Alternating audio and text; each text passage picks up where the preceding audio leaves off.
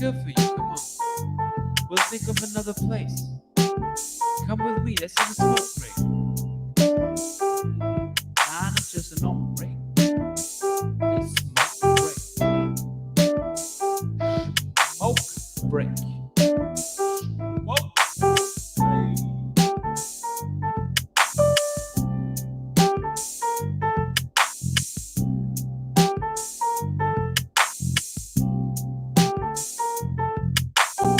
30 seconds and counting. There were plenty of years where there were guys who would dread being drafted by the Buffalo Bills. Not anymore. Astronauts report it feels good. T-minus 25 seconds. Brandon Beane realizes they're in a window of 2 to 3 years max to get this done while the iron's still hot. And getting Von Miller into that situation was big for the Bills.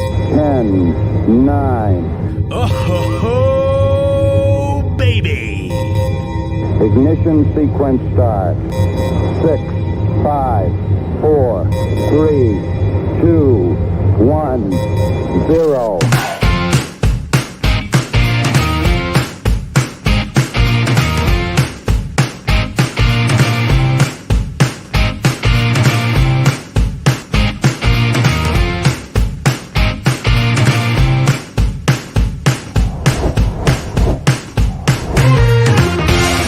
Great interview, guys.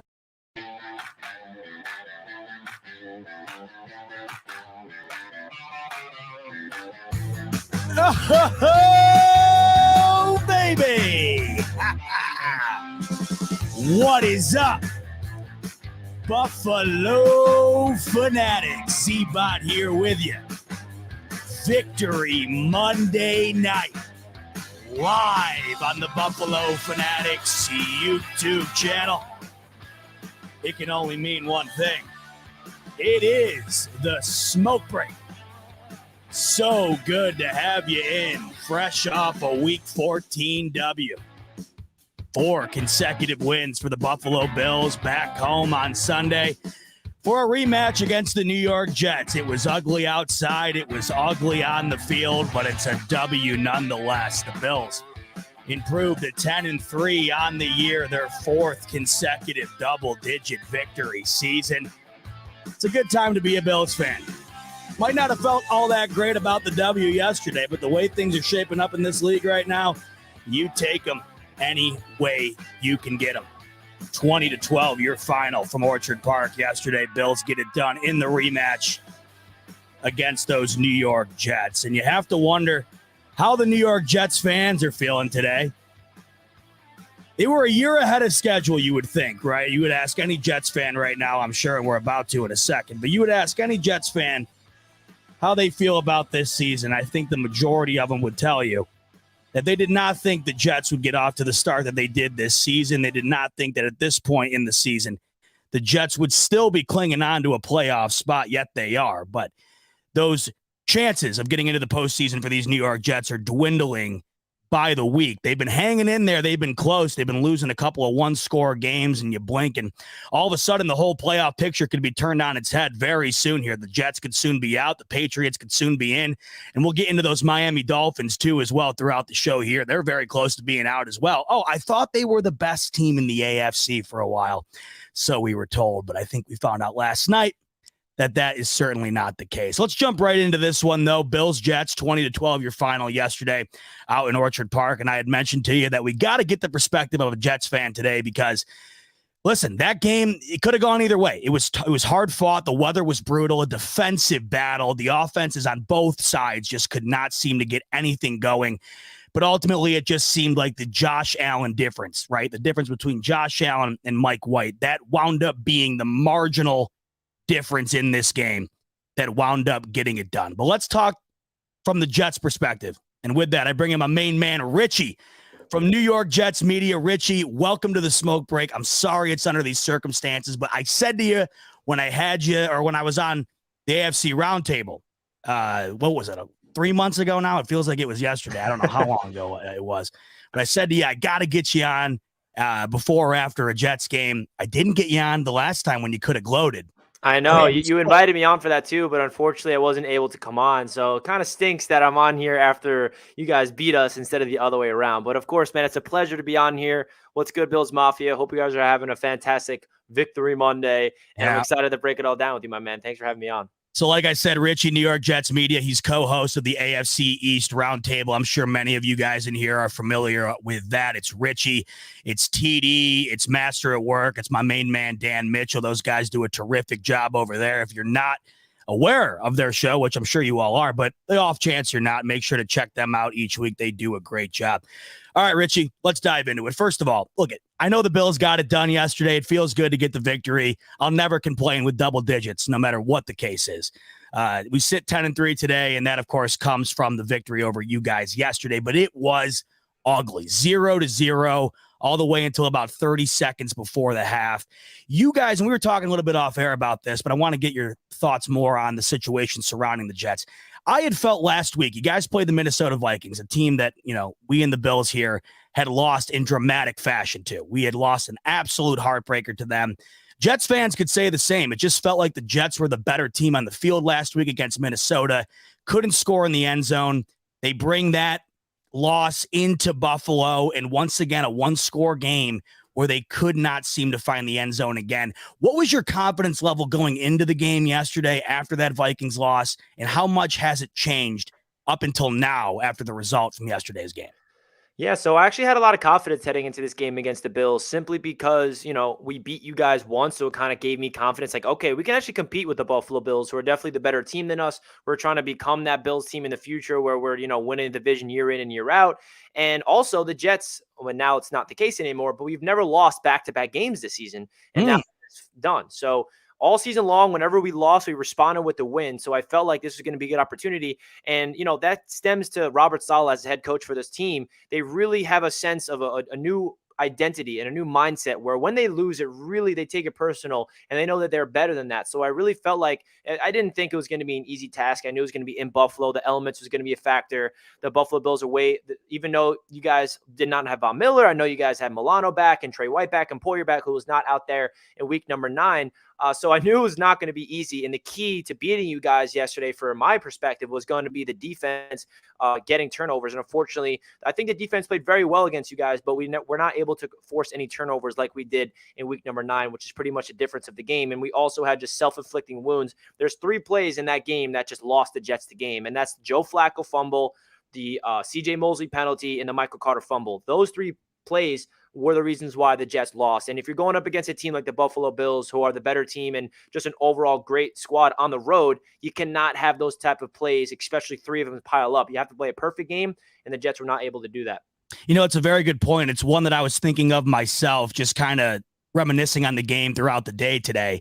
It's interesting that when you look at both games this year, the team that got to 20 points won both matchups, which is wild. In this day and age, 20 points almost never gets it done. Yet in this matchup this season, both games, all it took was the, either team to get to 20 to wind up getting it done. The Bills in week 9 could not stop shooting themselves in the foot, and it killed the Bills all the way up till the end where they turned it over on the final drive.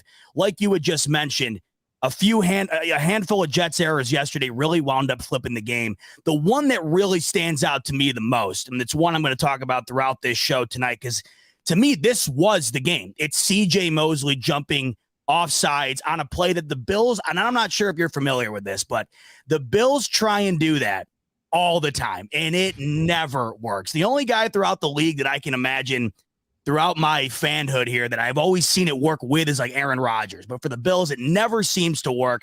I think Dawson Knox getting under center really fooled the Jets D. It seemed like everybody, including CJ Mosley, jumped off sides. Walk me through where you were in that moment, because the Bills are going to punt. The Jets get the ball back. At the very worst, you're thinking you go into half tied 0-0. Yet the Bills go down the field there, get the touchdown, and that really changed the complexion of the game. So CJ Mosley jumps off. Walk me through the moment for you as you watch that. Yeah, I mean, if you guys want to see my live reaction, I edited an entire compilation of my reaction live throughout the entire game. I go live through the game and then I come edit it up so you can see what my thoughts were live there. But overall, man, I was just frustrated because I know CJ Mosley's better than that. I mean, he's the captain of this defense. He is playing like, in his prime. I mean, he's playing like a 23-year-old, the way that his body's moving out there. And his mind's just, he just felt like the Miami Dolphins did the same exact thing to us back in week number 5. Where their tight end Mike Gesicki went under center and the quarterback pretended that he was audibling. So they saw that before the Jets. So they saw that. And I guess CJ's like, oh my God, we saw this before. They're doing the same exact thing. I'm about to become Troy Polamalu and just jump over the line of scrimmage. But that did not work. And in the moment, man, I was really, really infuriated because that was the biggest swing. All of a sudden, the Bills get all the momentum. They score quickly. It's 7-0. And it should have been 0-0 at half with the Jets getting the ball to start off the third quarter. And we saw that the Jets made the proper adjustments offensively because we went right down and scored the only touchdown of the game in that third quarter. And it really just it makes me wonder what this game would have been like if CJ did not make that penalty and you guys pumped us the ball. And obviously I don't expect the offense to go down the field and score based on what was happening that first half. You needed the adjustments at halftime in order to, for the Jets to go out there and score some points. So it's really frustrating, man. Those are the type of things that you cannot afford to happen against a team like the Buffalo Bills. And I feel like it's been the case for the past couple of games, and it's got to get cleaned up, especially when it comes to making a playoff push. And I know CJ Mosley's better than that. And I will say this though about that play, Dawson Knox, he was moving a lot around before he called the snap. He was like saying yeah. And then I feel like that really got to CJ a little bit. And unfortunately did not go the Jets' way. Well, the thing that was nuts about that play, and the reason I think it worked, is because even for me, I've never seen a team do that, where you go to the extent of bringing in an additional guy like Knox, who is it would be such an unconventional play call to put him under center. It just kind of throws everything off. And as I'm watching it, because as I'm watching Allen under center, I'm thinking, because McDermott does this all the time. And it's just like, dude, just punt it or go for it, make up your mind. Next thing you know, Knox runs in. And I'm like, you got to be kidding me. No way that worked. And you just kind of knew in that moment, and this is the way it always goes, and this would happen against the Bills too, had the Jets had run that play successfully, you knew they were going to score. When stuff like that happens, you know points are going to come from it. So that, to me, it flipped the game. And like you said, it'd be very interesting to go back. And if that doesn't happen, what winds up being the outcome? The Jets get the ball first in the second half to go all the way down the field. They score. So, hey, things could have been a lot different. And the injuries throughout the game as well, both offensively and defensively. We missed that offense when we were trying to come back. Corey Davis not being out there. Garrett Wilson's our best receiver, but Corey Davis is that clutch player. If you watch that Minnesota Vikings game, you know what we're talking about. I mean, he's that go-to guy on third down and fourth down even. Him not being there is huge. And then the pass rush just disappeared after Quinnen Williams goes down, who was our best player on the team, who's arguably playing like the best interior defensive tackle in the entire league. I mean, he had 2 sacks in the first quarter and a half, and then his injury messed up. So, that's not an excuse. We need to be able to have that next minute mentality, but the reality is the pass rush just fell apart after Quinnen went down, and it was devastating. Yeah, that's a great point. He's got 2 sacks in the first quarter. The Jets only go on to get 3. I mean, they were all over Allen. They still were throughout the game, but losing Quinnen Williams really seemed to be an ultimate difference maker for the Jets team. Man, you guys still all game did not make it easy for Buffalo. Like we said earlier, only 20 points, and those were a hard-fought 20 points.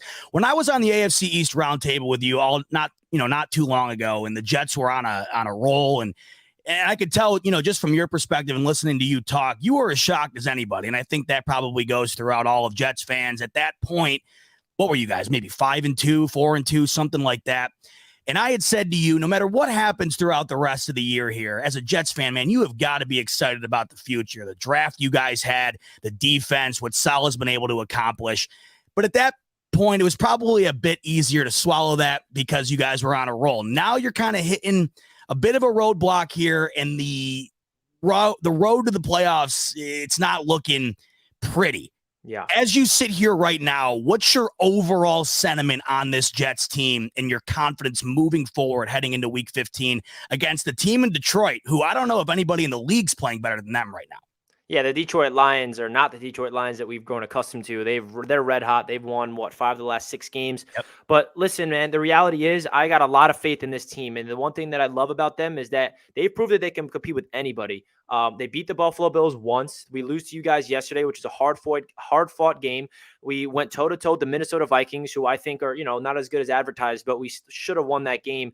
And it just feels like I got confidence in Robert Saleh's ability to get these guys, together. And I also feel like Mike White.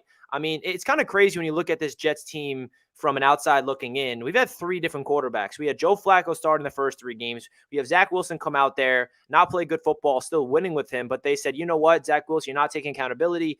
This team's not rallying behind you. We're going to give Mike White his opportunity. And Mike White, I mean, he's really looking like a quarterback that is winning over this organization, winning over the fan base. Hasn't translated to wins yet, but I feel like Mike White has a really big opportunity here to prove to be the guy for the future because this is his time, and he's an unrestricted free agent in the offseason. So if he wants to get paid by the Jets or another team, now is his opportunity, and I feel like he's fully taking advantage of that. But when it comes to, the Jets' future and the Jets just this season today, you look at this Lions game, the way that I'm looking at it as a Jets fan perspective, you got to treat these next couple of games as playoffs. We're in the playoffs right now. Every single game is an elimination game because if we run the table, we're in the playoffs, and it's not an easy task to do. We went on a 4-game winning streak before. Why can't we do it again? And I think the next 4 opponents, the Lions, Jaguars on Thursday Night Football, the Seahawks, and the Dolphins, I think you can argue the Jets can win all 4 and they can lose all 4. They're all toss-ups. It's not like the Jets are going to be favored to win every single one of them, and it's not going to be an easy task. The Jaguars are playing better football. They just blew out the Titans. So it's going to be a hard little task here, but this defense has proven to me that we can be in every single game. And I looked at the Detroit Lions schedule, just talking about that matchup real quick. Their offense is exploding, but they've also not went up against any defense besides the Buffalo Bills that you guys beat them. That's good. So I like the way we match up against the Lions because our defense, I don't think they've ever versed against. And every time the Lions go up against a top tier defense, they're 0-4. So this is going to be their first time versing a top tier defense in a long time this season. And hopefully the Jets can humble them a little bit and get that dub. But when it comes to the future of this team in like long run with the rookies that we're drafting, I mean, bro, we might have the 2 offensive and defensive rookies of the year on our team, Sauce Gardner and Garrett Wilson. We're hitting on our draft picks, and the quarterback issue is definitely going to be something to talk about in the offseason. But I'm very proud of what this Jets team has accomplished. We are a year ahead of schedule, and I keep trying to remind Jets fans where we're at right now and where our expectations were in August. I know that expectations change throughout the season. You want to get the playoffs, and I want to get to the playoffs more than anybody else. But I'd be lying to you if you told me in August that the Jets are 7-6 after splitting with the Bills and having a chance for the playoffs. This is exactly what we want, playing meaningful games in December, and I'm excited to see how they can respond. I know you got to get out of here because you're a big Cardinals fan tonight, and as I'm watching, I'm not sure, but I'm watching Kyler Murray just go down with an injury. Are you on serious? The third play of the game, there's trainers out on the field. I don't know what's going on, but I think for everybody in the AFC's sake who's rooting against the Patriots tonight, that's not, oh, wow. Yeah, they're out there looking at him. Doesn't look good. My God. Well, before I let you go, and we'll figure that out when we get more info. But before I let you go, I'm glad you brought up Mike White because, man, that is one tough SOB. That guy, you want to talk? I mean, that guy must have been a cat in his past life. 9 lives. I could not believe he continued to come back in the game after some of the shots he took. You mentioned it perfectly, though. Garrett Wilson, he was chopping us up all day yesterday on 3rd and long. He's a terrific receiver. Elijah Moore, of course. Breece Hall is out. When you guys get him back next year, the way he was playing, he would have won Rookie of the Year at that clip. But like you said, Garrett Wilson could very well do the same. And then, of course, Sauce Gardner, that defense in totality. That defense can stop anybody. And like you said, against Detroit, that's going to give you a chance no matter what. But, of course, everybody, when they look at the Jets, they immediately think the quarterback position. And as you touched on, 3 starters throughout the year this year. Mike White, I haven't had a chance to talk to you about the situation with Zach Wilson and then Mike White. So before I let you go here, when you look at Mike White and then you look at the future of this team and you try to put the pieces together, is that a guy that you can see this organization moving forward with? Do you want Zach Wilson back, or do you want the Jets to go and look elsewhere going into next season, knowing you might have the team to really, go somewhat of the distance here if they can get that quarterback position locked down?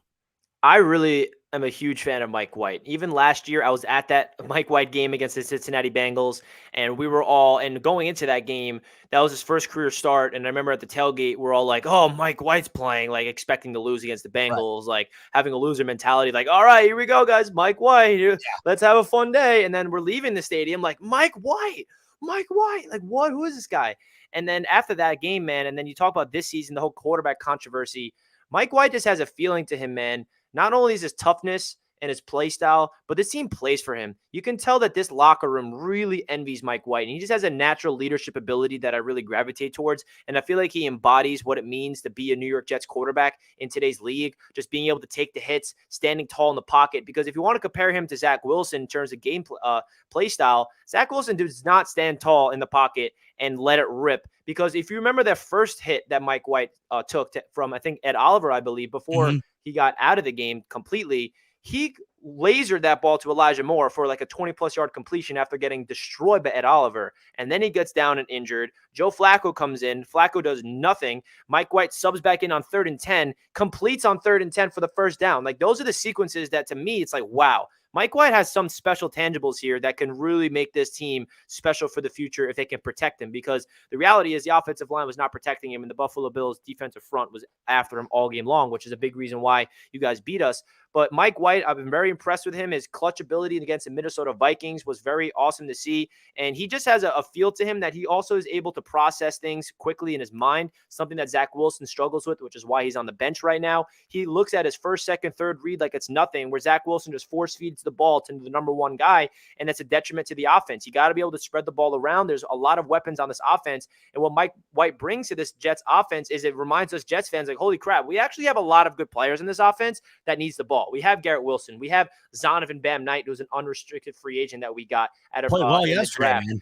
Exactly. And we got Elijah Moore. We have all these players that was not getting the ball with Zach Wilson. So to answer your question, man, it's going to be a big, long offseason about this quarterback controversy with Jets fans. And I'm all in on Mike White, but I also am not going to rule out Zach Wilson just yet. I've been defending him throughout his struggles. But the reality is he's missing the easy stuff. And that's what concerns me, because it does not matter how physically talented you are. As a quarterback, you got to be able to process things mentally. You got to have the proper footwork, the mechanics, and you have to be able to scan the field. And that's what Zach Wilson struggles with. He has a gifted arm. He has the arm to stretch the field down, make those crazy off-platform throws. But if you cannot have the mentality to be a leader, if you're not able to process the defense, and you can't, make the right reads and have the timing anticipation, that talent doesn't matter. It's all about the mind, and I feel like Mike White is years ahead of Zach Wilson in terms of that. And it's pretty crazy because Mike White, he's 27 years old, but he's pretty young in terms of his NFL experience. He just played his, 5th career game. So I'm all in on Mike White.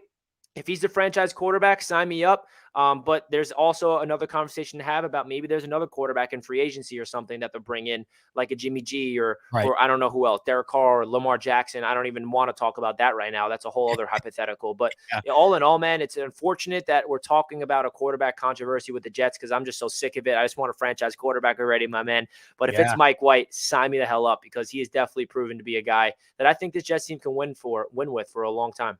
Hey, we Bills fans know all too well that feeling. And for your sake, not for the Bills' sake, but for your sake, I hope eventually that comes around. Hey, we're all rooting for the Cardinals tonight with you. Kyler Murray, though, carded off. Wow. My God, that sucks to see. You just hate to see that in any capacity. But for your sake, for the state of the AFC East, and just for the Patriots not making the playoffs, because not only do we not want them in there, nobody wants to watch New England in the playoffs. That is unwatchable football.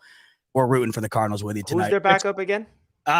Is it Colt McCoy? Is it Colt McCoy? He's going to beat them, I believe. Come on, you know Colt. what? Hey, listen, we've seen this league, man. We've seen crazier things. Geno Smith, what is he, 2nd overall in passer rating this year? I mean, this league, you know what I mean? Sam Darnold beat him too. How about that? Sam Darnold looked damn good yesterday. I don't know what, dude. Like I said, week to week, man, you got me fooled. Richie, you're a hell of a sport. Thanks for coming on, and good luck against Detroit next week. It should be a good one.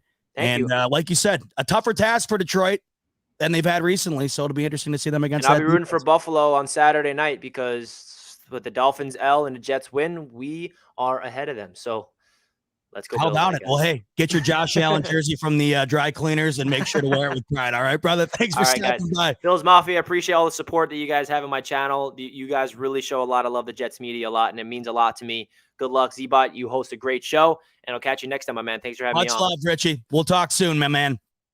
Richie from New York Jets Media, great dude. And if, like I said off the top, if you don't already follow the AFC East roundtable, definitely do so. Those guys are a freaking riot. I was on there. I don't even know, man. I can't keep track of the days anymore. Christmas, less than 2 weeks away. Are you shitting me? I have no clue. But when I was on there, man, I haven't laughed that hard in forever. Master at Work, Ultimate Troll. TD is the biggest Tua hater I've ever seen. And he's a Dolphins fan. So that's must-see television every week. And then Dan Mitchell. He's the man. He's the man. Big Bills fan, great content creator, so you can't beat it. Wow. Okay, Kyler Murray carded off. And listen, I was going to bet on the Cardinals tonight because I just did not see in any world that the Patriots deserve to be 2.5-point favorites against anybody after what they did to the Bills last week. But thank God I didn't touch that. Thank Christ. Kyler Murray down. And if I hear anything else or if you guys hear anything else, make sure to let me know in the comments here because I hate seeing QBs go down, man. It's no fun. Quick super chat before we get into the meat of the show here. Whitetown's King coming in with a quick super chat. He's saying Joe Flacco looked like he didn't expect to play at all yesterday. He was the happiest Mike White returned for the game. Yeah, you know what, Wyatt? You're not kidding, man. Flacco's got it made. Listen, that's a guy who was carried by one of the greatest defenses in NFL history to a Super Bowl championship. That propelled him into a contract extension that, looking back on it, was just, there was a point in time where Joe Flacco was the highest paid quarterback in this league, okay? That man, there's nobody on earth who did their career more, I don't even know the word. There's no way to describe it. There's nobody who gamed the system better in any industry than Joe Flacco. I have nothing but love for Joe Flacco, man. Like that dude, when it comes to just getting his and going off into the sunset the way he is now, third string, still cashing a check, come in and fumble the ball away to the Bills before Mike White gets back. Hey, I'll take that. I can't say a bad thing about Joe Flacco. I freaking love him. But you're right. You're right. You look at Joe Flacco on the sideline yesterday. If you're Robert Saleh, you say get in. He's got to be like, come on, man. Come on.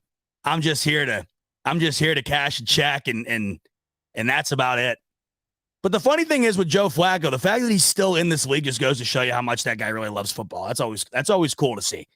I mean, whether or not they're viable to play anymore is one thing, but the love for the game, you can't question it.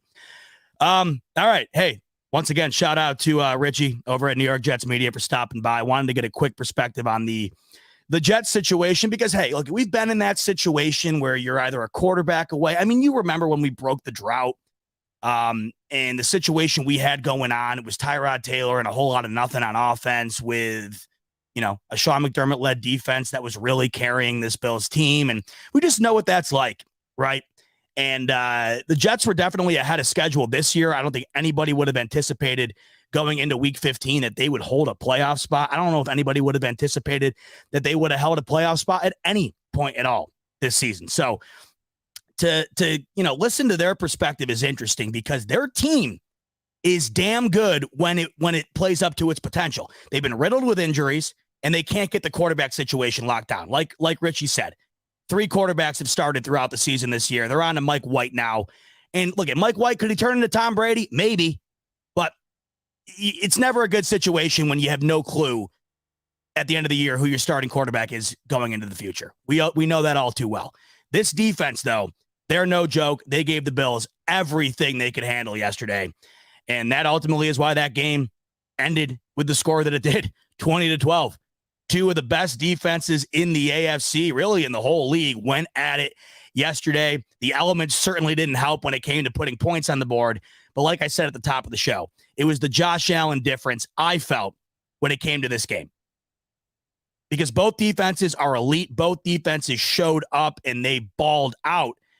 But Josh Allen over Mike White is going to be a touchdown difference every single time. And that's exactly what the difference in that game wound up being yesterday.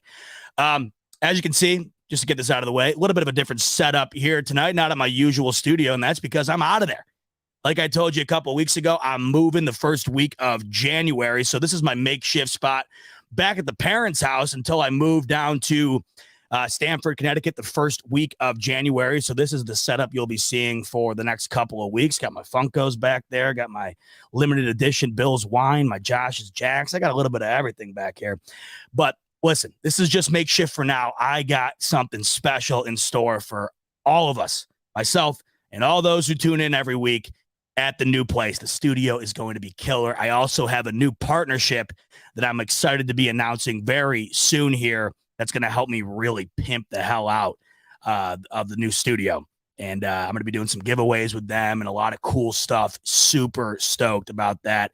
Not sharing anything quite yet just because I don't have a whole lot of info to pass along, but this is the most excited I've been about a partnership for anything ever. I love this brand, this company, and I know you guys are going to too. So that's another little bit of news that's coming down the pipeline in the near future. And it kind of coincides with the new studio because they're really adding an unbelievable piece to the puzzle of this new studio that you guys aren't going to believe. And not to give anything away, but that piece of the puzzle is something that I am going to be giving away to one of you lucky people at some point within the early calendar of next year. All right. All that stuff out of the way. Bills, Jets, yesterday. 10-3, baby. 10-3. 4 consecutive years where the Bills have double-digit victories. You know, it's amazing. It's amazing how much you might take for granted at time. It's amazing how quickly things go. It doesn't feel like it's been 4 years of that type of success. Sometimes it feels longer. Sometimes it feels shorter. It's very odd, this period here. It's tough to define. It just sometimes it really does feel one way or the other. But that's the reality of the situation here. It's been 4 years now where the Bills have been up towards the top of the league, of the top of the AFC, and of course, no more than they have been this season. And they got some help last night with a loss from the Miami Dolphins. We're going to get into depth about that game against the Chargers before we preview the game against the Miami Dolphins this coming Saturday. That is the game that we have had circled since the Bills lost to the Dolphins in, what was it, week 3 early on in the season. We have circled this game for months now. And now it's a Saturday night prime timer. It's going to be cold and snowy in Buffalo, just how you like it, against those South Florida Miami Dolphins and against a guy in Tua who lately cannot seem to hit the broadside of a barn. I don't think he's played in elements quite like this yet. It's going to be really nasty out there. It's going to be very similar to, I think, what we saw yesterday, perhaps a little bit more snow on the ground. I cannot wait for that game. We're going to dive all into that throughout the course of the night. Well, let's talk a little bit more about yesterday because we haven't touched on all that much. We got Richie's perspective, but let's talk about our perspective. 20-12, the final. And it was probably, I know I said this last week about the Patriots game, and hell, you could probably make this argument for the last handful of games. And if you really wanted to, you could probably make this argument about every single game other than the Vikings game post-bye. It was criminally boring. If you were not a Bills fan or a Jets fan, and that's the only game you had at your disposal, say you didn't have Red Zone, I don't know the reason why that would be the only game you'd be watching if you weren't a Bills or a Jets fan. But if it was, I could 100% see that game getting you to fall asleep. 0-0 with just about 30 seconds left before Dawson Knox got into the end zone. I mean, if you love trenches, if you love defense, then I guess that was the game for you yesterday. If you love exceptional punting, that game was certainly for you yesterday. But for what we've come accustomed to with these Buffalo Bills over the years here, that was not anything exciting by their standards.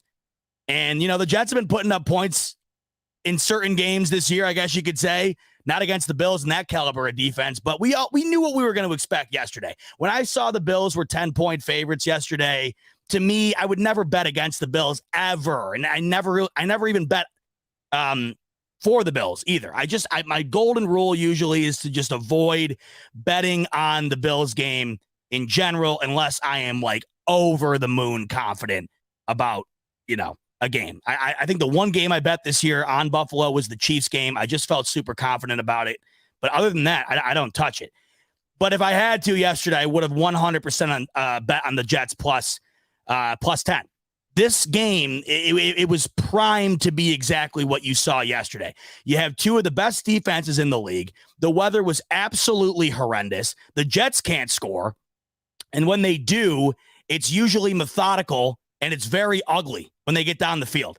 Kind of like the first drive of the game. They just kind of get down the field slowly, and you don't quite know how the hell they got all the way down there. And then maybe they get in the end zone, but they rarely ever do get in the end zone. They got in once yesterday. It's not an easy thing right now for the Jets to put up points. But lately, it's not really been an easy thing for Buffalo either. The Bills have only cracked 30 points, or they've only cracked more than 30 points once since the bye. Now, of course, before the bye, they were putting up over 30 points, what felt like, in a routine fashion. And the one other time that they did score 30 against the Vikings was a loss. They got 31 against the Browns, but we know how slow that came about. They could barely score in the first half. It's just odd recently, the way they've been winning games. But I had shared with you either last week or 2 weeks ago my sentiment on this Bills team overall. And that was, I think we can get more accustomed to seeing games like the Patriots game, the game we saw yesterday, the game we saw against the Browns. I think that's more of what you're going to see than what you saw in the beginning of the year. And that's basically been exactly that. And ultimately, it does not matter. It just doesn't matter. You look around this league and wild things happen nonstop. It is incredibly difficult to get victories, especially at this stage of the season. Everybody's season's on the line. The Jets season on the line. New England season tonight on the line. The Bills' 1 seed chances are on the line every single snap of every single game. And not to mention, you're playing a divisional foe who knows you better than anybody. They already beat you once. The weather's terrible. It's just destined to be that type of game. Now, the weather could be an excuse for yesterday and the way things were. I'm not going to be the one to make that excuse because the weather was pretty much, status quo in the New England game. It was very similar to what we saw yesterday.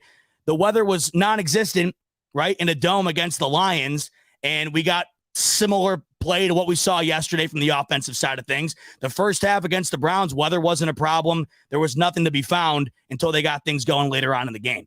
The overall point here, though, is the Bills, no matter what they've done as of late, they have found a way no matter what.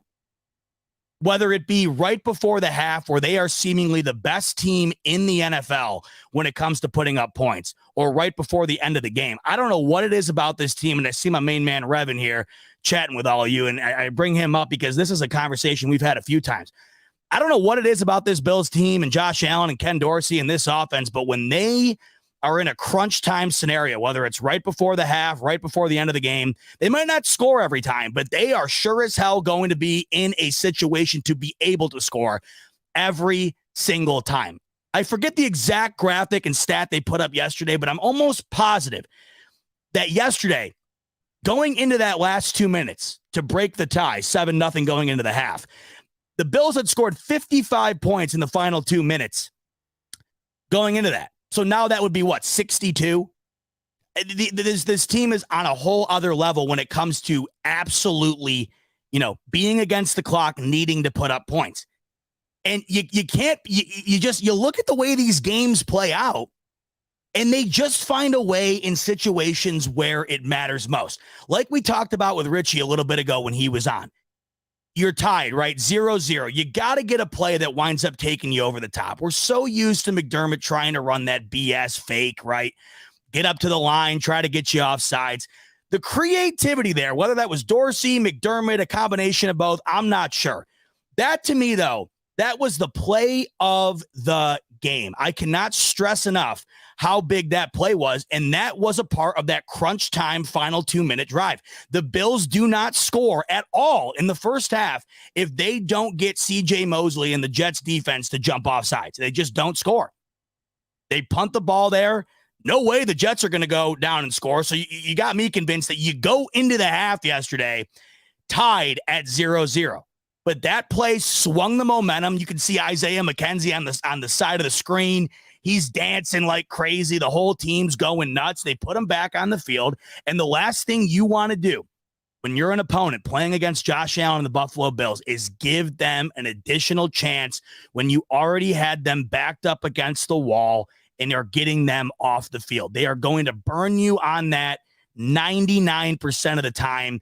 And yesterday, that really was the difference in the game. The Bills go the length of the field after getting C.J. Mosley to jump off sides. Josh Allen has a terrific run to get them down into the red zone. He hits Dawson Knox on the far side near the sideline, and then Dawson Knox with one of the most highlight reel touchdowns you'll see all year, doing a complete 360 through the air, barely getting the ball over the pylon. Touchdown Buffalo, and they go into the half up 7-0. And, at that point, even when it was 0-0 and then it was 7-0 and then it was quickly 7-7, it's just another one of those situations. And I think I've said this a bunch after a lot of these games where the Bills were either tied or losing. And just the way the game was flowing, it never quite felt like they were going to lose. I mean, yesterday, did it really ever feel to you going up against that Jets offense and the way that this defense was playing, did it ever really feel to you like the game was in jeopardy, even though it was close the entire game? And the Bills offense really had nothing going for it. It just never felt like they were going to lose it. And I look at this team right now, and they're getting things done that they could not find a way to do last year. They were boom or bust all last year. And I understand it could not be uglier right now from an offensive perspective. But it doesn't quite matter. They could not win these one-score games last year. They seem to be winning them at will this season. And I understand it's ugly. It's not very fun to watch. It's awfully frustrating at times. It makes you think that they're not very good at times. But then, and this happens to me nonstop. Like during the game yesterday, I'm just like, man, this is not good. This is not good. And a lot of it was not good from the offensive side of things. It wasn't. But you have to take into consideration this Jets team is not the New York Jets of old. This defense is extraordinarily good, phenomenally good. The Bills' offensive line, it ain't pretty recently. It's just not. Guys are getting burnt nonstop. Deion Dawkins, real rough day yesterday off of his injury and his return yesterday. I think he had, 3 penalties. Just not a good day for the line yesterday. Not a good day for the line last week. It's just, that's the reality of the situation right now. It just kind of is what it is. But despite the injuries, right?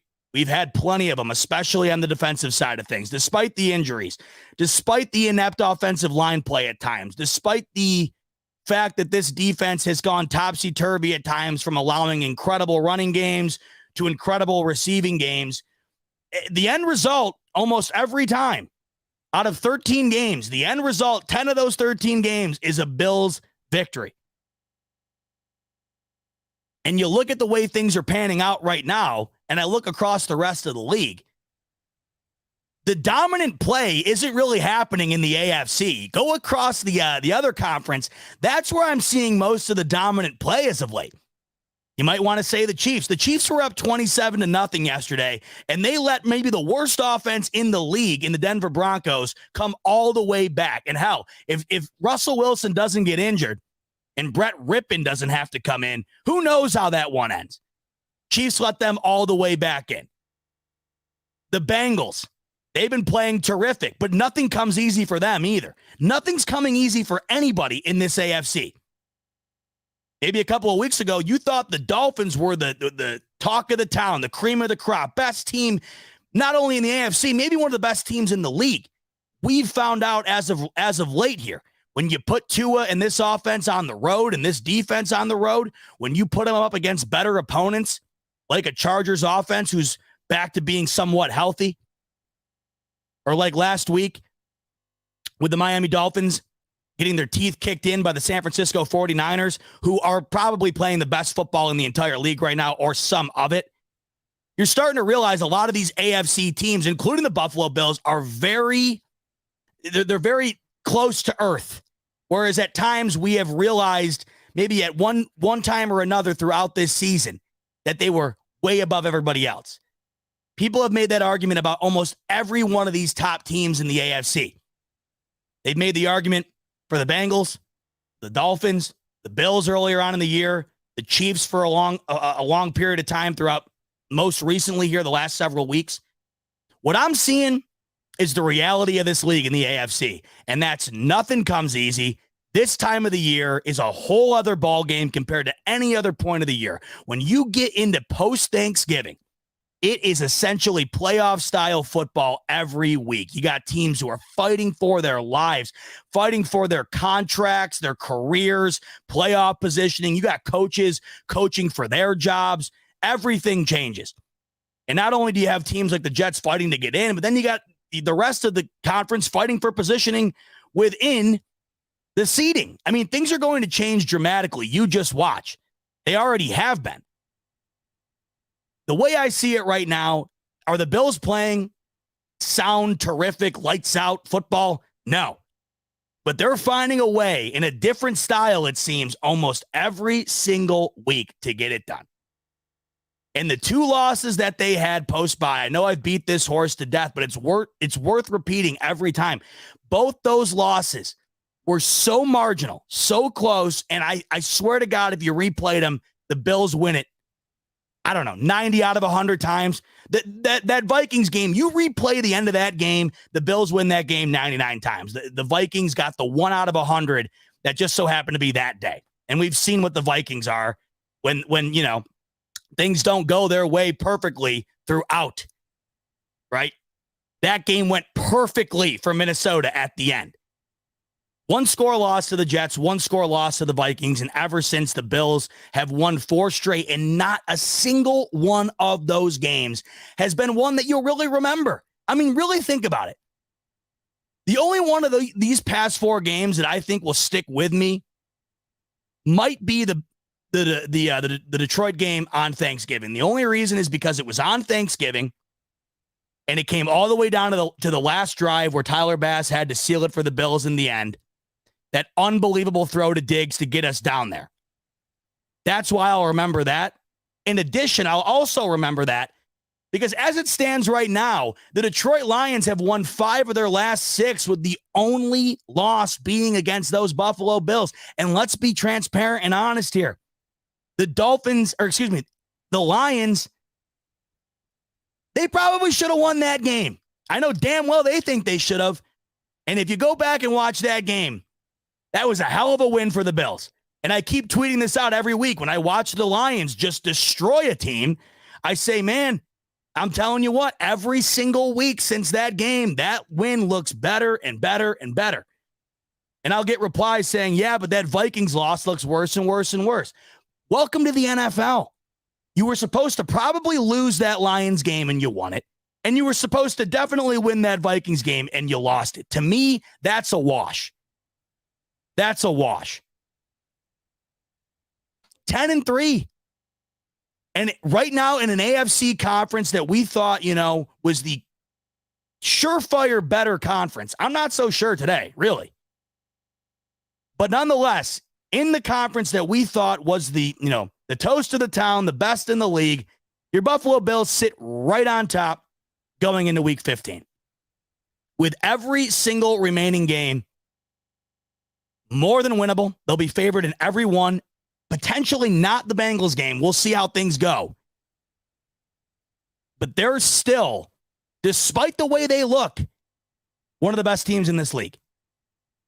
I say that because of their ability to find a way, but I also say that because I watch the rest of this conference, and there's nothing right now that blows my mind in comparison to Buffalo.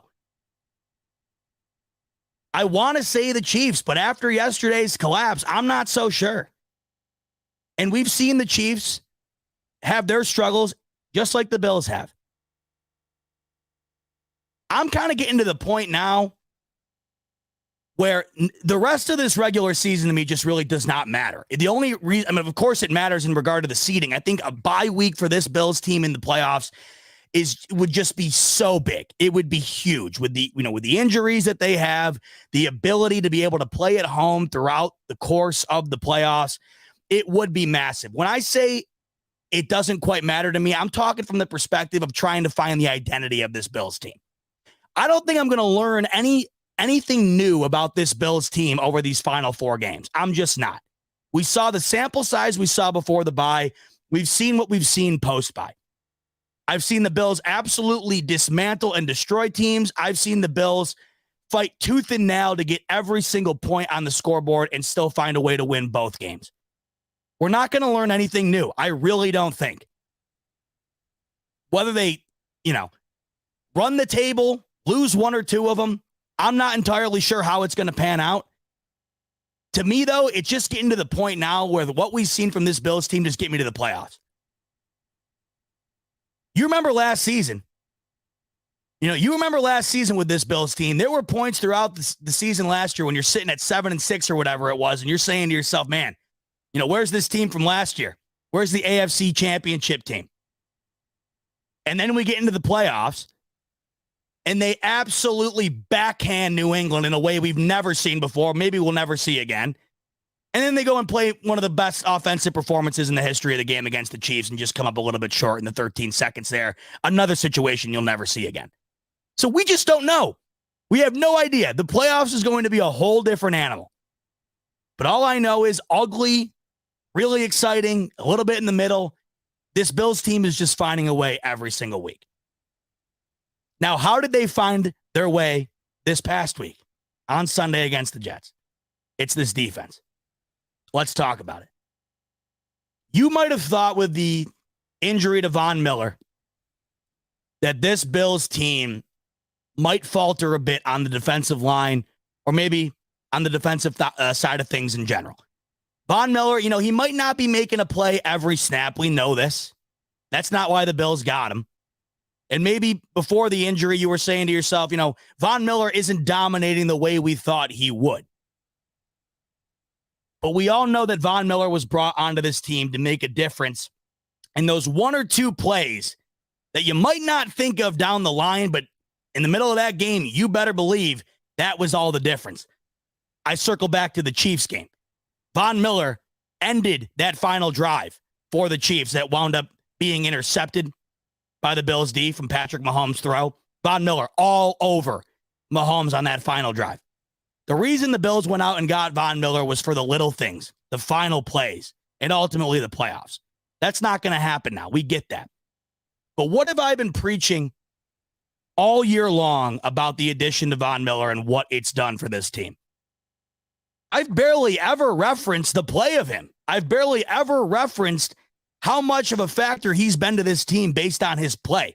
What I have been pounding the table about time and time again when it comes to Von Miller and him being added to this Bills team, it is what he's added to the culture and to these young guys on the defensive side of things.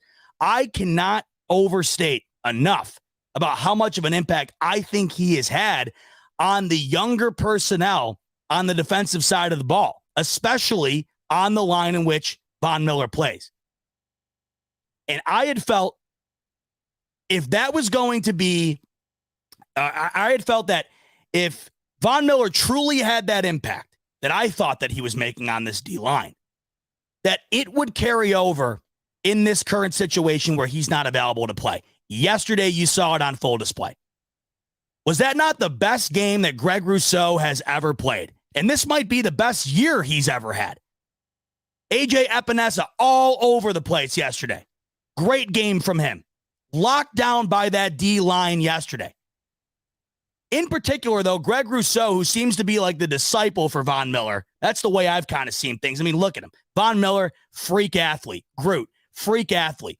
Yesterday, from a defensive perspective, Groot won you the game. Groot won you the game yesterday, and that's a guy that we've been waiting to step up and be that guy for a while now. And it makes you wonder, is Greg Rousseau having the year of his career if Von Miller was not added to the Buffalo Bills? And even though Von Miller is not gearing up on Sunday and taking snaps, I still think that Greg Rousseau is having games like he did yesterday because of the addition of Von Miller. I cannot emphasize enough how much I think he has positively impacted the play of this young but incredibly talented, high-ceiling type defensive line. And I think yesterday you just saw it on full display. And this defense, despite at times when it's looked like it was getting run over or passed on egregiously, you kind of look back and take things into perspective. And it's another example that I kind of pinned to the offense as well, where it's bend but don't break, not looking unbelievable, but not allowing this team to lose. Yesterday was unbelievable. It was phenomenal, terrific. You can make the same argument against the Patriots, although that game just felt more like New England was inept more than anything. There were spurts yesterday where the Jets looked like they could get something going on offense, but it's just the ability of this defense to either force a turnover or make a play. And I think yesterday you saw the capability of this Bills team in a home environment, right? Or in a bad weather situation, or just in a game where they know they're going to have to step up and make a difference because the other defense that they're facing against is just as good, if not better than theirs. And they know it's not going to come easy for the offense. That was a game yesterday where the Bills defense was either going to have to play as good or better than the Jets defense in order to win that game. Because we all knew what the Bills offense was going up against from the Jets side of things. And that's really what wound up happening yesterday. It's essentially what I said at the top of the show. And that is both defense played terrific. But one team's got an elite quarterback, the other team doesn't.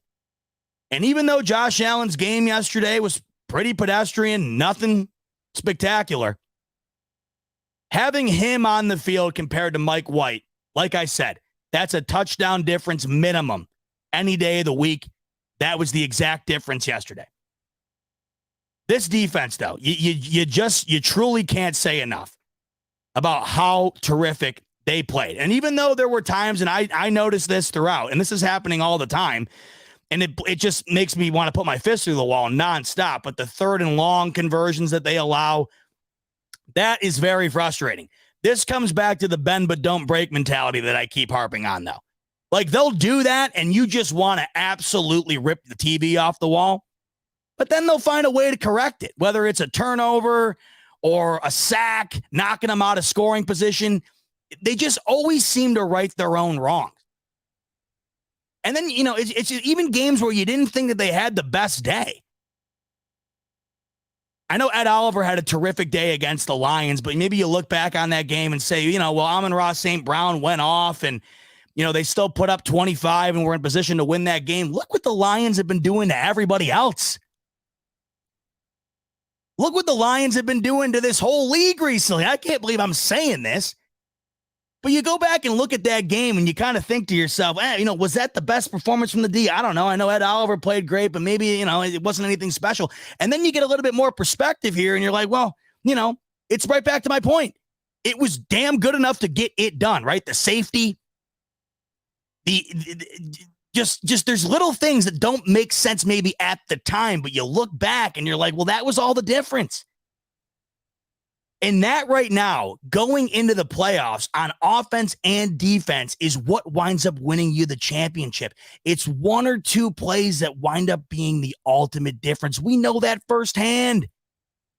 The Chiefs, divisional game. It was one drive, a series of 3 or 4 plays that were the ultimate difference in a game where they could not have done anything better on the offensive side of things. You need to make 1 or 2 additional plays that the other team doesn't. James coming in, super chat. Whoop, wrong button. Sorry about that, James. James coming in saying, why the F does McDermott not start Elam over Jackson? Dane has looked really bad the past 3 games or so. This is really pissing me off. Look, I have no clue. I just don't know. And I completely agree with you. As much as I'm, singing the praises of this defense right now, and it's hard not to after what we saw them put out on display yesterday. And, by the way, don't get it twisted that the Jets offense is bad. I mean, it's not great, but they should have scored a hell of a lot more points against the Vikings, and they ran up an absolute bag 2 weeks ago against whoever the hell they play. Who was the Bears or whatever? And I understand those 2 defenses are not nearly as good as the Bills, but still, the Jets offense is capable. As I was talking about with Richie, they do have playmakers. But Dane Jackson is that one guy as of late that it's really hard to kind of defend. I just don't know. I have no clue. Everybody's seeing it. It's no secret. And if it's so obvious to all of us, there's no way to possibly fathom that it's not obvious to Leslie Frazier and Sean McDermott. I do not have the answer for you. I just don't. I don't think anybody does. I don't know what's going on there. All I know, though, is it seems that as of late, Dane Jackson has been the one player on this Bills D that has allowed whoever he's facing off against to have a terrific day. Garrett Wilson had a great day yesterday. Nobody had a good day for the Patriots, but Garrett Wilson had a good day yesterday. Amon-Ra St. Brown had a good day for the Lions. Amari Cooper had a great day for the Browns. Justin Jefferson probably had his greatest game of his season against this Bills D and Dane Jackson. I have no clue. That, to me, right now is the biggest thing you circle when it comes to this defense, for sure. They have completely solved the running situation. Remember a time, I don't know, what was it? Maybe a month ago where this Bills D couldn't stop a run play to save their life? Now, nobody can run against them. But it does seem that every week, the opponent has one wide receiver who's going to have a day. I don't have an answer. Every team's got a weakness somewhere.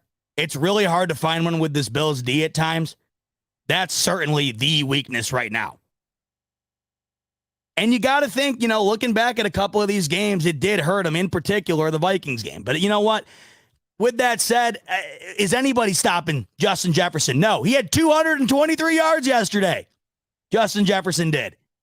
He's going to get his. The crazy thing is, though, right, as good as Garrett Wilson looked at times yesterday, as bad as Dane Jackson looked covering him, 12 points. And it's back to my original point of saying it's uglier than hell. At times, it's just super frustrating.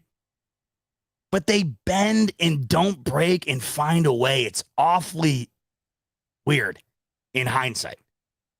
I got to say, I do miss the high-flying, entertaining Bills, but I just don't care if it results in a win. And we're getting close enough now to playoffs, right? And in the playoffs, it doesn't matter if you win by 1,000 or you win by 1 by the skin of your ass on a safety on the final play or some random BS, some hook and ladder, Stanford band type crap. It doesn't matter. And all I know is right now, no matter their weaknesses, no matter their injuries, no matter if Dane Jackson's getting absolutely toasted, no matter if Josh Allen puts up 147 yards, not even eclipsing 6 yards per attempt, W. Saturday is going to be interesting. Because as bad as Miami looked last night, as bad as Miami looked 2 weeks ago, or last week rather, against San Francisco, they still got 2 of the best wide receivers in this league. And the way things have gone as of late, at least one of those wide receivers is due to have a hell of a day. Bills offense is really going to have to show up next week. Let me talk a little bit about that Bills offense right now. Because there's one thing this Bills offense did yesterday that I don't think enough people are going to highlight, but in reality, that was also one of the main differences in this entire game. It was ugly. Oh, yeah. 16-27 for Josh Allen, $147. 1 touchdown, 1 on the ground as well. That's the crazy thing, too, about Josh Allen. Even when the numbers aren't great, he still always finds a way to get his. That's for sure. But that's not what I'm getting at. What I'm getting at here is despite the fact that his numbers weren't electric, despite the fact that they couldn't run the ball yesterday to save their life, and once again, after we thought the run game was getting going, Josh Allen leads the way against the Jets. Despite all of that, no turnovers. No turnovers. And what are the games that the Bills have lost throughout this season? It's games where they do not play clean ball. That is something that is not being highlighted enough because it's boring, and when you don't turn the ball over, you don't really talk about it all that much. When Josh Allen's throwing red zone picks, right, it's very memorable. You're going to talk about it. But when they're not turning the ball over, it's not all that memorable. It's not all that exciting, so it kind of gets put on the back burner. But this team is playing clean ball, and that's resulting in W's. I mean, let's go back and look at it. Turnovers galore the last time they played the Jets. They lost that game. Turnovers galore against the Vikings. They lose that game. And then they turned the ball over against Miami as well. They lost that game. The crazy thing is, you go back and look at all three of those games. All three of them are one-score losses where the Bills had a chance to win in the end. And what does that tell you? What does that tell you? If you go back and erase one or two of the turnovers from either one of those games, the Bills have another possession to put points on the board, especially the games where they turn the ball over in the red zone. I think they turn the ball over all three of those games in the red zone. All it takes for this team to win, it seems, is bend but don't break on defense and don't turn the ball over on offense. They're winning every single time. Every single time. And even the games where they are turning the ball over repeatedly, the games where Josh Allen had numerous turnovers, they still were in a position to win the game every time at the end. So what we're realizing here is the method and the formula for this Bills team to win really isn't all that crazy. It really isn't. Despite the fact that it isn't looking all that impressive, they're good enough situationally to get it done. And all that's taking as of late is not turning the ball over and not getting ran over on defense, or at least not allowing the opponent into the end zone. And we know that this Bills team is as good as anybody on defense, allowing teams to get down the field, but not get in the end zone. They're the kings of that. They're the kings of that. And the Jets just so happen to be the kings of not being able to get in the end zone, so that wound up working out quite well. But no matter who the Bills have played this year, that's what they've done. But I just find it interesting that when you go back and look at the three Bills losses, the common denominator is that the Bills shot themselves in the foot every single game. All three of those games, you can highlight a handful of times where this team shot themselves in the foot. And in a game like yesterday, where it's super close, super gross, and it doesn't seem to be clicking, all it takes when you are the better team is to just play a clean game. That's why for so many weeks, you heard me say it, all I was asking for was a consistent 60 minutes of ball where they just played a clean game from start to finish. And sometimes that's not going to, clean doesn't necessarily mean pretty. Clean just means getting in and getting out without destroying your own opportunities to win the game. The Jets did so yesterday, right? Like Richie was saying earlier. An errant fumble, an offsides on a possession where the Bills were going to give the ball back to the Jets. That wound up resulting in points. And look at it. I mean, you go back to the Jets game we lost. The Jets were the ones not making the errors. The Bills were the ones making the errors. 20 points for the Jets was all the difference. Yesterday, it was just a complete role reversal. It was the Bills not making the mistakes, Jets making the mistakes. 20 points gets it done for the Bills. Saw a comment in here I want to touch on because I want to make sure I cover all aspects of things. Matt C saying, Zeba, I love you, my guy, but you're making every excuse to not admit that this team is not playing at a championship level, and I'm getting to that. I want to talk a bit about what Jerry Sullivan said to Josh Allen because that's getting blown up. It's going all over the place, right? Classic old Jerry, you know, getting into the team's grill and saying things that you just don't typically hear a reporter say to a player, and that, of course, gets a reaction. Now, Josh Allen, he's a pro. There's nobody better at the podium than Josh Allen. Josh Allen, I don't know if it's just his instincts or the PR team over in Buffalo is just world class. Maybe it's a mixture of both. I think a lot of it just has to do with the person Josh Allen is. Then again, though, you look at this whole Bills team and nobody gives you a story, and that's the way you want it. I was saying to Jen Cottrell last week when I was on, or Jenna Cottrell from 13 Wham, I was saying to her last week when I was on Buffalo Late Night with her, I said to her, I mean, you know, it's got to be boring at times doing your job because this Bills team just doesn't give you a whole lot. But that is what you want. You want the boring team at the podium because boring usually means you're saying and doing the right thing. But Jerry Sullivan, right, he's an old head. He's been there forever. And we know the situation that occurred last year with Micah Hyde and Jordan Poyer. And then there was the situation today. So I have it pulled up here. We'll watch it real quick, and I'm going to give my thoughts on it. I got two thoughts on it from both perspectives, and I want to shine some light on both ends of things, and it's going to kind of circle back to what Matt C. was saying here about saying, look, you know, Zebot, I get it. I get you're trying to defend him, but you got to be honest here. No, I'm about to be honest because there's a lot of things that Matt's saying right now that are aligned with how I'm feeling. I got to look at it both ways because, look, at the end of the day, no matter if they're not playing at a championship caliber, there's nobody beating them right now. And you can make that argument for a lot of teams. But that's the way that things go, it seems, every single week. You watch the Cowboys against the Vikings a couple weeks ago, and everybody's thinking the Cowboys might all of a sudden be the team to beat in the NFC. They needed a 99-yard last-minute drive yesterday against the Houston Texans, okay? This league makes no sense. It doesn't. Nothing makes sense. The Jaguars absolutely pissed on the Titans yesterday. Make that make sense. The Chargers have one of the worst pass defenses in the league, missing 3 starters yesterday. They forced Tua into quite literally the worst quarterback performance I might have seen in my life. None of it makes sense. And you're never going to get the consistent domination or the consistent, complete opposite of that, right? You're never going to get consistently dominant play from the Bills. You're never going to get consistent you're never going to get consistency from teams getting absolutely destroyed. Every week, it's just something different. But all I know is they're winning it right now, man. They're winning. They're winning. And these are games last year they lose. But with all that said, let's take a look at this situation with Josh Allen, Jerry Sullivan. Let's spin it all back into what I'm talking about here. Let me get it up real quick. Oh, good old Jerry. Maybe this will be the new thing now where it's like a yearly thing where Jerry Sullivan will give us like a soundbite that we'll all just go nuts over online. Okay. I got it up on Twitter here. Shout out to my guys over at Circling the Wagons podcast. They're a good follow on Twitter.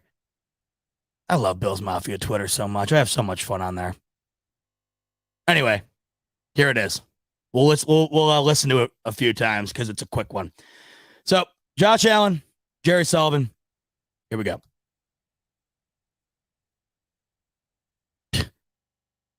If that ain't the story of my life right there, Enough to win the Super Bowl right now. All right, here we go. Look like an offense that's going to be enough to win the Super Bowl right now. Okay. Josh, on I'm the sorry. guy probably won't get in. I go to school here, and Okay.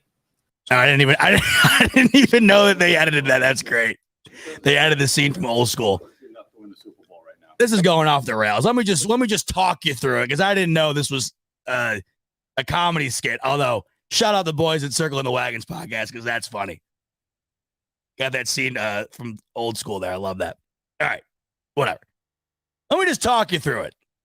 Right? That's what a podcast is. You talk. I'll just talk. All right, Jerry Sullivan. He says to Josh Allen that this offense has not been clicking for like the last 6 weeks. Josh Allen gives this kind of nothing answer that, diplomatic quarterbacks do. Brady's been doing it his whole career. Any quarterback who knows what he's doing up at the podium, they say a lot without giving you anything. That's what you want. And so, Jerry Sullivan says to Josh Allen, look, this offense isn't clicking a whole lot over the last 6 weeks. And Josh Allen's response was kind of to the sentiment of what I've been saying for the last, 20 minutes or so, where he's basically just saying that they're doing enough to get the job done. But then good old Jerry, and see, this is where I want to get into my takes on both sides of this coin here. Jerry gets into it by saying, not a question, which reporters, the nature of the job is to ask questions. But he gives a definitive statement and says, this offense, the offense that the guy he's speaking to commands and runs, that this offense is not playing at a championship caliber. Now let's break that down. Because as you can see, Josh Allen, you saw his reaction. You can only hide so much, and he did a good job because you're in the heat of the moment there. Do you think anybody in that room was expecting that to come out of his mouth? No, including Josh Allen. So he laughs it off and says, okay. And we're lucky, here as Bills fans, we'll get a meme out of that, right? We'll be using that for the end of time. Josh Allen just laughing and saying, okay, we'll be using that till the end of time. Josh Allen all of a sudden has become very memeable. We'll use that. We'll use the big hat. Josh Allen, he's a jack of all trades. We're getting a lot out of him. Before I continue, Alton, super chat. What's he saying? I'm calling it now. If Benford comes back by playoff time, he'll be the starter on the opposite side of White for the playoffs. You could be right. We'll get into a little bit more of that later on. Let's keep going on this train of thought, because if I go down that path, Alton, you know me, you're going to lose me. Go all over the place. So let's break it down here. Let's talk about where Jerry Sullivan is right in this situation and where Jerry Sullivan is wrong in this situation. Let's talk about where he's wrong. You can't just be spewing out your own personal hot take opinions as a reporter to the player. That's what shows like this are for. Commentary is meant to be done in this type of setting, not when you're sitting in the press room with the player. If that was the reality, could you imagine what sports media would be? If every week you got a reporter in the post-game interviews or whenever they are, if you got reporters in the room spewing out their own personal opinions on how the team's playing, granted, I'll sign up for that, because that to me would be absolutely hilarious and it would be must-see content. But there's a reason it's not that way, and that reason is because it's not professional. And we don't get info from the players. So Jerry definitively says this team is not playing at a championship caliber. What he should have said, in my opinion, and granted, here I am saying this to a guy who's been a reporter for twice as long as I've been alive, but I think this is just pretty much common sense. He should have said, Josh, do you think that this offense is playing at a championship caliber currently? That would have been a fair question. This was my whole take last year on when he said, are you embarrassed to Micah Hyde and Jordan Poyer? It was the way he said it. Context is everything. That's why social media is the way it is. You can never quite tell how someone means what they say, and then people go off into all these tangents over a 260 character or less tweet because they can't tell what the hell the person was saying or what they meant to say. That's why using your words is the most efficient way to do that. But when you don't do it the right way, it's never going to be perceived in a good light. And in this particular circumstance, it's very similar to last year with Hyde and Poyer. Don't you remember when he was talking to Hyde and Poyer? And Jerry Sullivan, I can still hear it in my head. Aren't you embarrassed? Like, imagine, I'm just thinking back to my own. Let's even talk about tonight. Let's talk about tonight. Imagine I accidentally shit my pants in the middle of this broadcast right now. I accidentally just shit myself. Right? And of course I'm embarrassed. I just shit myself. With, by the time this is up and goes on for a week, thousands of people will have seen this, right? A week from now, between all the platforms this is on, thousands of people will have watched this or listened to this, okay? Imagine I just mess my pants right now. And then I walk upstairs and my dad looks me in the eyes and goes, "Are you embarrassed?" Of course I'm embarrassed. I just shit my pants. Back to that circumstance, if you remember correctly, in that particular game, the way that the defense played was an embarrassing performance. So yes, of course, they feel embarrassed internally, but asking them that is compounding the issue, and you're being confrontational, and that is going to make the situation bad. Period. There's no other way to put it.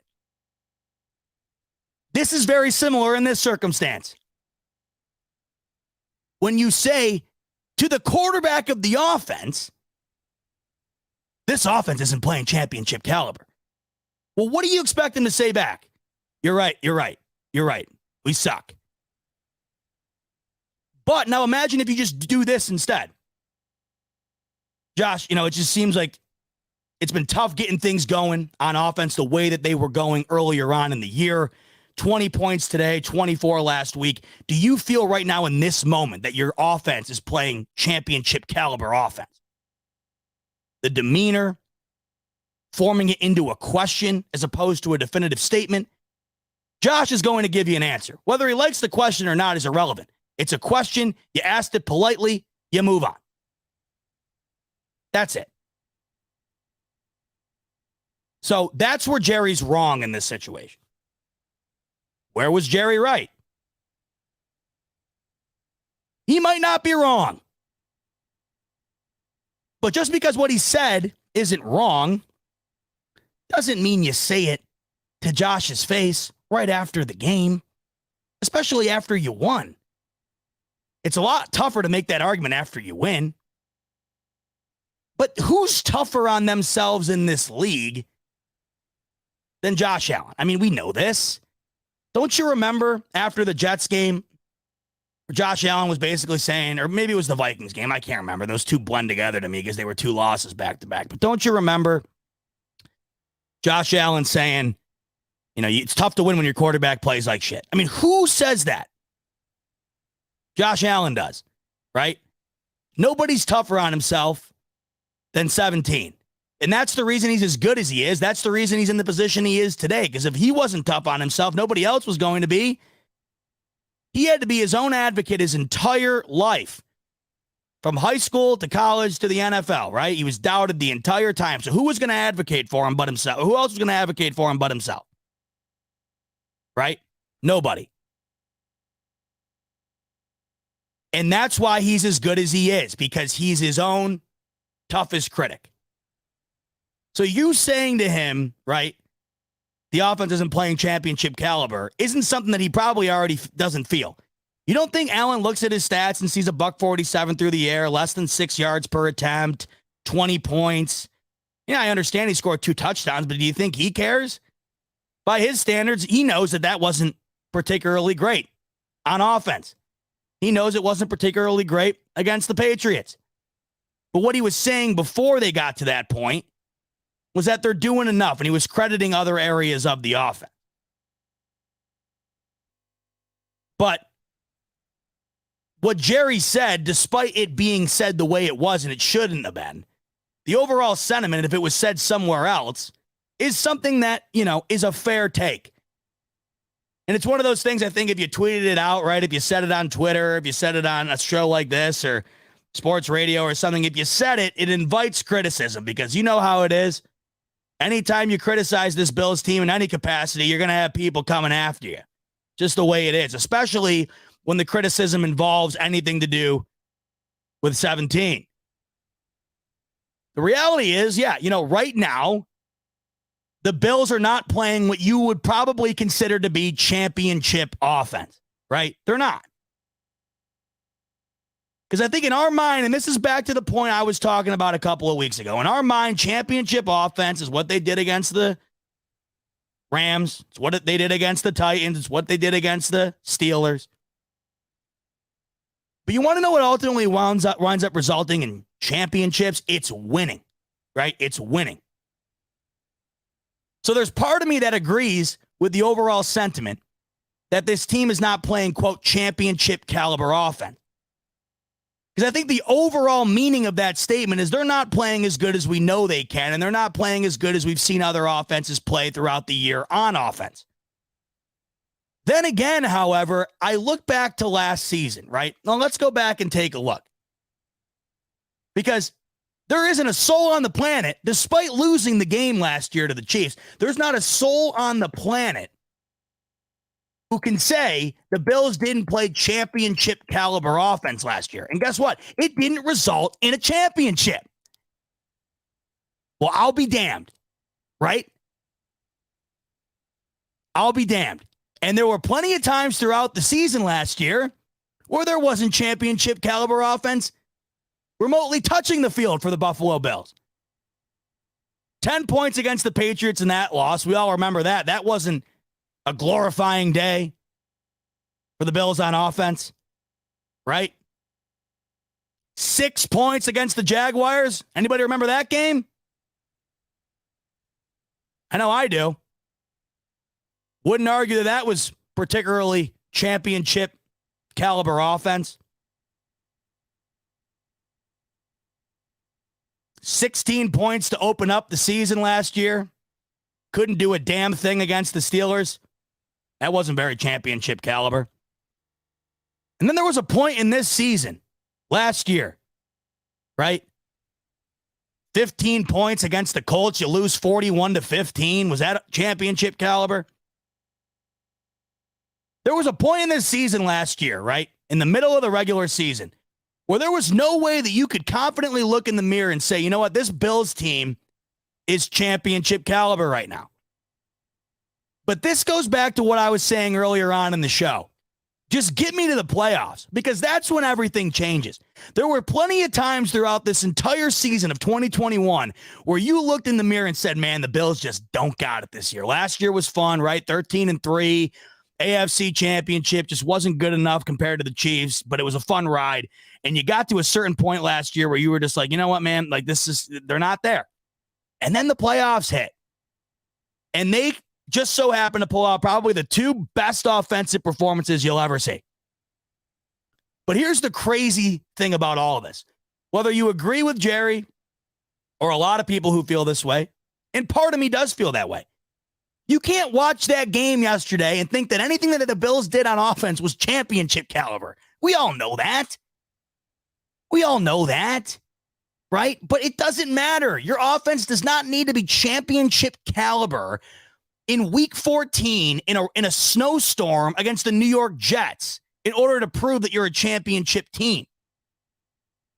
The W's on the left side of the win-loss column is what proves to be a championship team. And despite not playing as high caliber of an offense as we think they're capable of, they're winning games at a championship caliber level. Because if I go and look around this league, they got the second best overall record in the entire league and the best overall record in the AFC.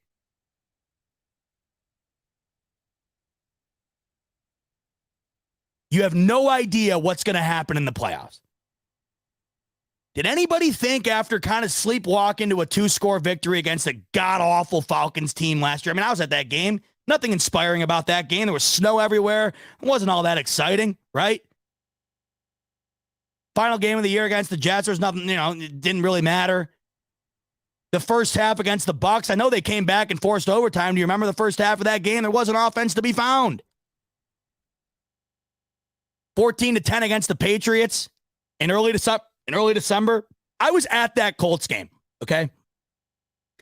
That was one of the worst games I have ever seen in my life. It was awful. I'll never forget it, too, because I went with all my college buddies, including a good buddy of mine who's a Colts fan, and it just sucked ass.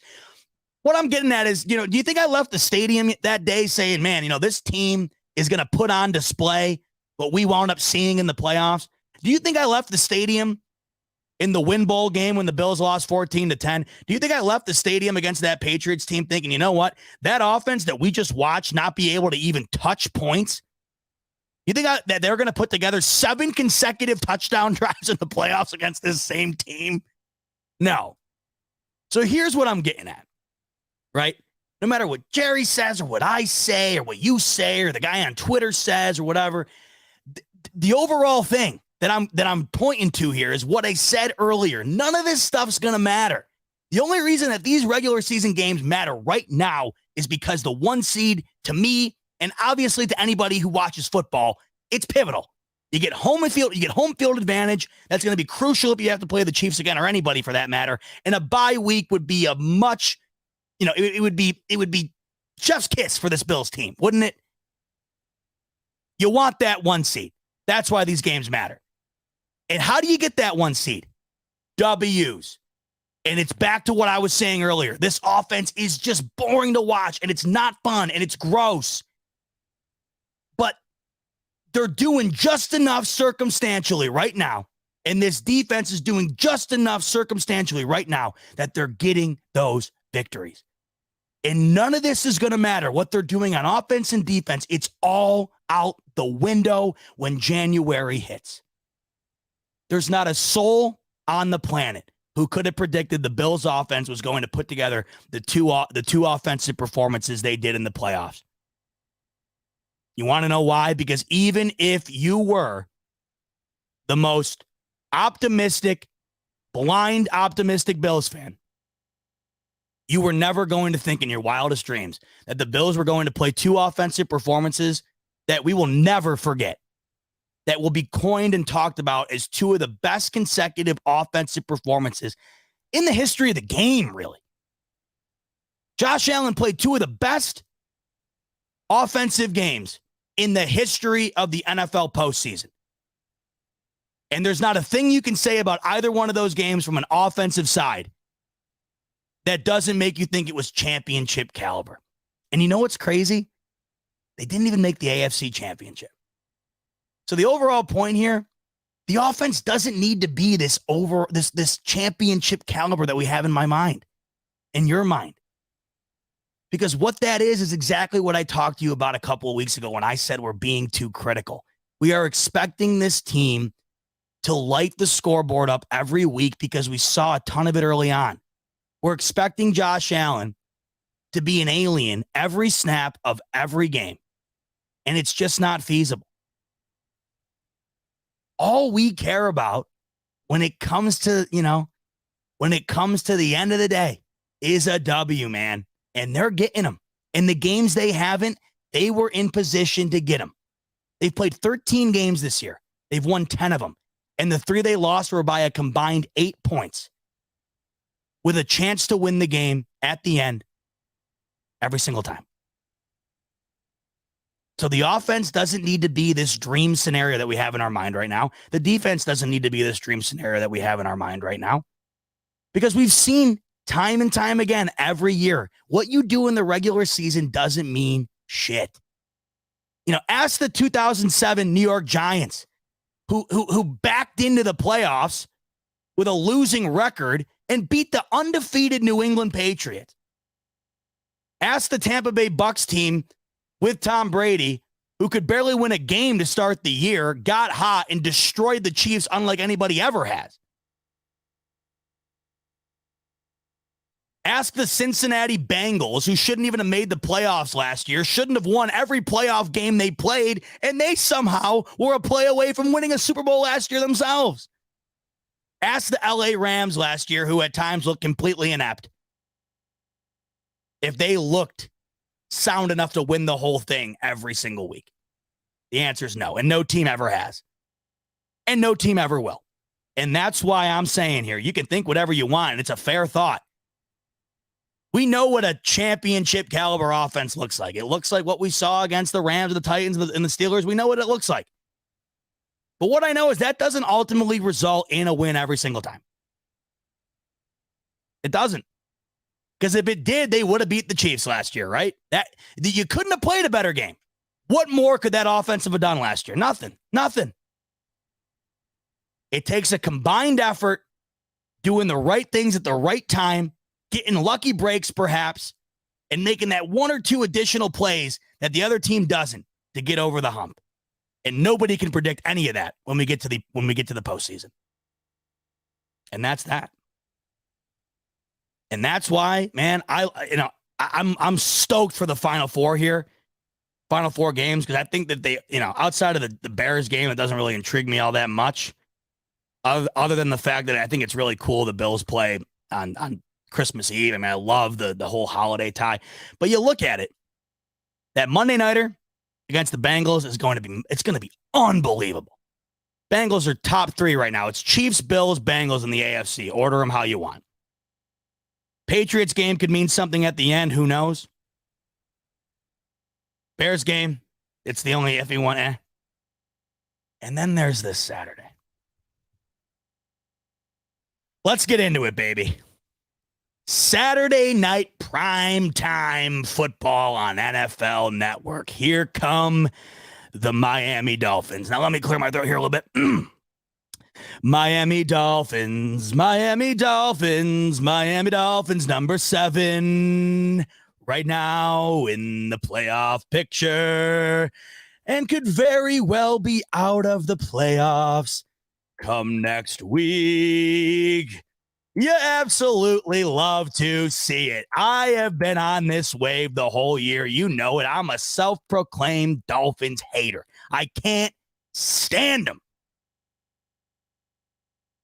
Number 6, by the way. I'm sorry. They're number 6 right now. I screwed the whole song up. Damn it. Either way, they're on the back end of the playoffs, the playoff picture right now with a chance to get bumped. And who would have thought? The Miami Dolphins were 8-3 not all that long ago, and now they're 8-5 with a road trip to the Buffalo Bills on Saturday Night Primetime in potentially a snowstorm with a quarterback in a dome yesterday in California who couldn't complete more than 10 passes. This Miami Dolphins team, and I told you this, what was this, 2 weeks ago? I said, go ahead and look at the Miami Dolphins schedule over the last month when they went on their win streak. Right? Let's go back and take a look at it. Because it was at this time where everybody was wanting to proclaim the Miami Dolphins offense to be the next coming, right? Tua to be the MVP, and ultimately the Dolphins to be a team that could win the AFC East and potentially be a Super Bowl caliber team. I mean, in fact, you heard Chris Collinsworth last night on the broadcast before the game started saying that he felt that this Miami Dolphins team could win a Super Bowl. And of course, anybody could. You never know. But that sentiment was based on what we had seen from the Dolphins throughout the last month and a half prior to the 49ers game. So you see the Dolphins, right? They lose to the Vikings, and then they go on to beat the Steelers and the Lions and the Bears and the Browns and the Texans, right? And looking back on it, like the Bills, that Dolphins win or that Lions win was no joke, but that was, a hard-fought 31-27 game. But I'm not going to discredit that one. That's a tough win. But you go back and look at it, and the numbers they were putting up, right? 30 against the Texans, 39 against the Browns, 35 against the Bears. You were wondering if that was going to be sustainable against teams that are considered to be much better. So here comes the San Francisco 49ers, right? Last week. Perhaps the best defense in the NFC or one of, with an offense that has been absolutely humming despite who's playing quarterback. Trey Lance, Jimmy Garoppolo, Brock Purdy, me. It doesn't matter. I mean, good God, Brock Purdy yesterday. Did he not look just off the charts phenomenal? 35-7 they beat Tom Brady yesterday. And it wasn't much better for the Dolphins against those 49ers last week. 33-17. But I saw excuses all week, guys weren't getting open for Tua, or, Tua just had an off day and whatnot. Okay. Fair. But then you're going up against a Chargers team that is completely decimated on defense. Decimated. Injuries all over the field. Derwin James out, potentially the best safety in the league. And you're thinking, just like everybody else on that Sunday Night Football panel last night, you're thinking, the Dolphins they're gonna win this game. Their offense against crap D's. I mean, come on. You got Tyreek Hill, you got Jalen Waddle, the way Tua's been playing. You're thinking, that's got to be a win for the Dolphins. Yet last night, Tua put together potentially the worst game a quarterback has played all season, or one of them. And if you want to hit me with the, there was a lot worse. Did you see, I don't even know who you want to, did you see, I got a couple of these today, or last night when I was talking about the game on Twitter, I got you must not have watched Nate Peterman. Oh, okay. You got jokes. I get it. When we're talking about a quarterback that I've been constantly being told should be in the MVP race, this is about as bad as it gets from a quarterback that is supposedly supposed to be in that MVP race. Now, let me stop and just get this out of the way, too, as well, from the Bills' perspective. I don't think Josh Allen should be in the MVP race right now. I don't. He's not playing MVP quarterback right now. He's just not. Doesn't mean he's not one of the best quarterbacks in the league.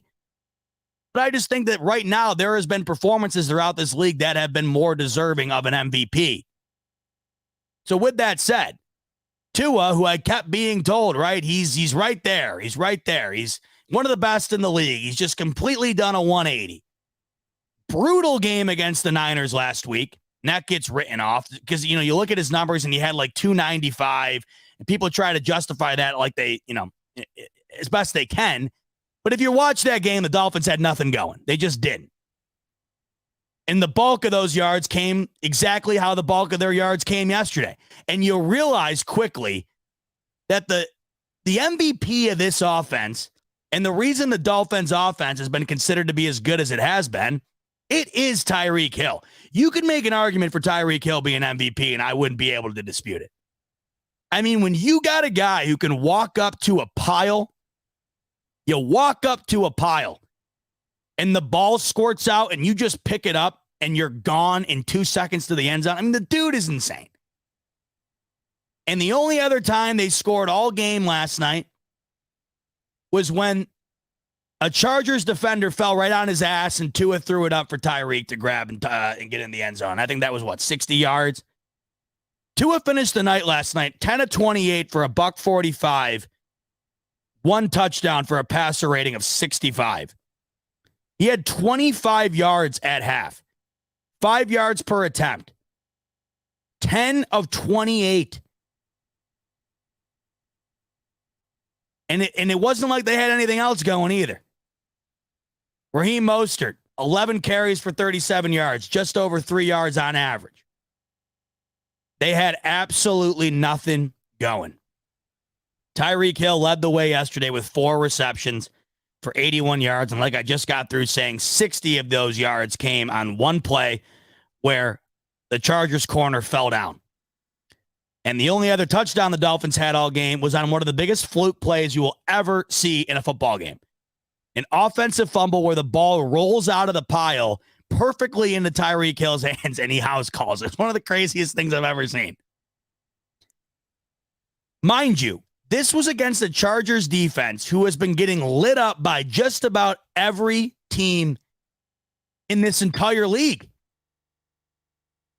The Las Vegas Raiders, who lost to Baker Mayfield on Thursday night, who had the playbook for 7 minutes, put up 27 against this Chargers team the other night and beat them. Chiefs put up 30. Seahawks put up 37. Hell, even the Texans put up 24 on them. Jaguars beat them 38-10. Now, I'm not discrediting the Chargers because when they play good, man, they're good. And you know my feelings on them.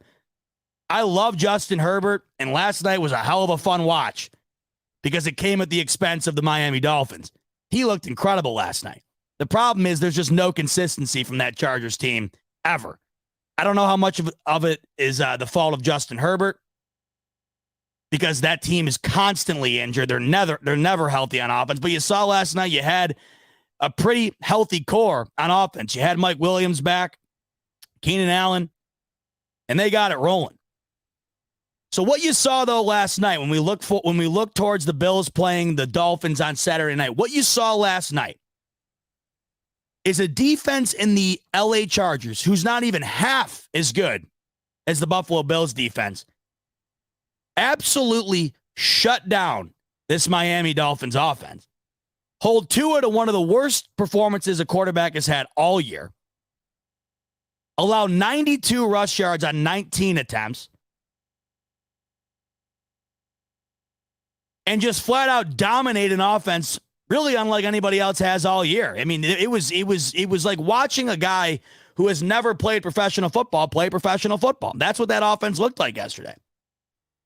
And then you flip over to the other side of things. Justin Herbert had his best game of his year. 39 of 51. I mean, ultimately, I know it was only, 7 yards per attempt, but efficiency was key yesterday. Now, they had a tough time scoring. But that's just the Chargers for you, really. They have a tough time doing just about anything. They constantly shoot themselves in the foot. Hell, if you were watching that game last night, they almost allowed the onside kick. They muffed it. And I was watching and I'm like, you know what, man? I cannot believe they actually recovered it. That would have been the most classic Chargers thing ever, but they fell on it. But anyway, Justin Herbert, 39 of 51, 367 yards and a touchdown. Mike Williams goes off. He had 116 on 6 catches. Keenan Allen had 12 catches in this game for 92 yards. So you see this, right? You see an offense in the Chargers who has not been as efficient as the Bills in totality throughout this season. You see a defense in the Chargers who's not even close to as good as the Bills defense. And the ultimate result was a terrific offensive performance statistically from the LA Chargers and an absolute dominant performance by the LA Chargers on defense. So what does that mean for the Bills coming up? Because a week before that, it wasn't like this was just a one-off. A week before that, the 49ers defense, who we know is legit, the Bills are a lot closer to the 49ers defense than they are the Chargers defense. The 49ers defense gave them the business too. The 49ers offense that has been humming as of late, they put up a 33 spot on these Dolphins. And you got back-to-back weeks now where the Dolphins cannot eclipse 20 points, and the other team has two of their best days on offense. I think we're coming to find out that what the Miami Dolphins did in that period in which they were winning games in succession had a lot more to do with the opponents they were playing than it did with their actual success. And I also think that a lot of this team and their offensive success, and this isn't discrediting them because it's still a part of their offense, but a lot of that success is just coming from the flat-out playmaking ability of Tyreek Hill, who is going to win Offensive Player of the Year, or at least finish in the top 3 minimum. This team and their offensive electricity has been completely reliant, it seems, on Tyreek Hill, and then, in addition, Jalen Waddle. But I don't think Tua has been the major difference maker throughout the success that Tyreek Hill and Waddle have had. Because you saw last night, even when Tua has the worst game anybody's had all year, Tyreek Hill is still picking up fumbles and taking it the distance. I'm very confident in this Bills team this coming weekend, which is wild because if you would have talked to me a couple of weeks ago, and this goes back to my point about making any definitive statements about a team at any given time. Because if you would have talked to me a couple of weeks ago, even though I knew in my heart of hearts that the Miami Dolphins were achieving what they were because of the opponents they were playing, I still would have said, man, the Dolphins just look better than the Bills right now. I would have said that. But it's amazing how quick things can change. And that's why, as ugly as things might seem for the Bills recently, they're still finding a way. And they're not getting the doors blown off of them like we've seen good teams do this year. The Vikings, 10-3, destroyed by the Eagles, destroyed by the Cowboys. We've seen good teams get dismantled this year. With the Bills, they haven't come close to getting dismantled once. Not even close. As we all know, 3 losses, combined 8 points.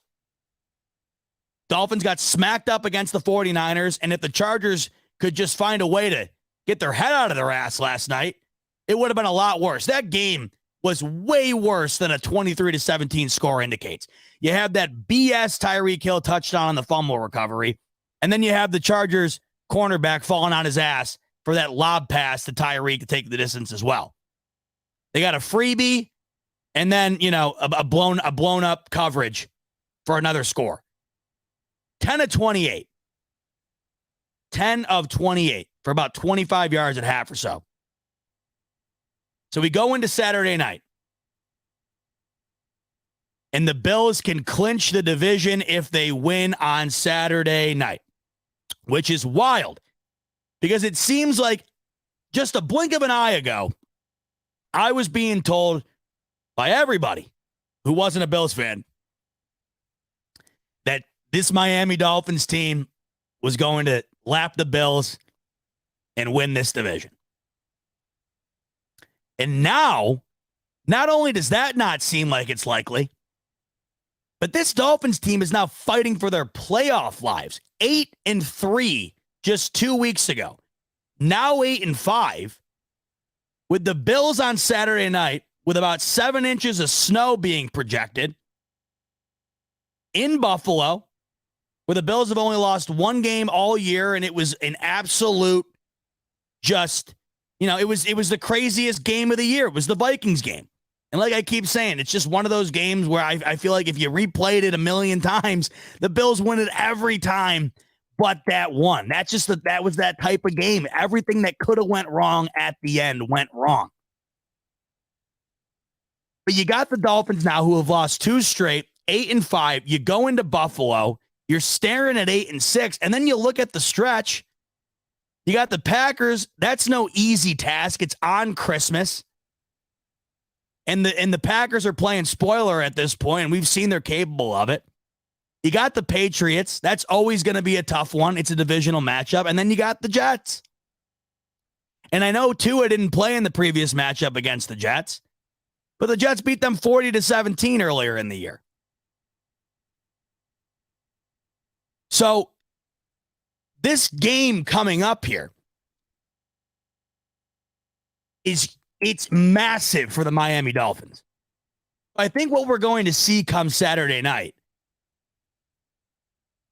is a better performance than we've seen from the Dolphins the last couple of weeks. But I just don't think it's going to be good enough. With the elements that we're expecting to see in Buffalo, the way that they've been playing the last couple of weeks,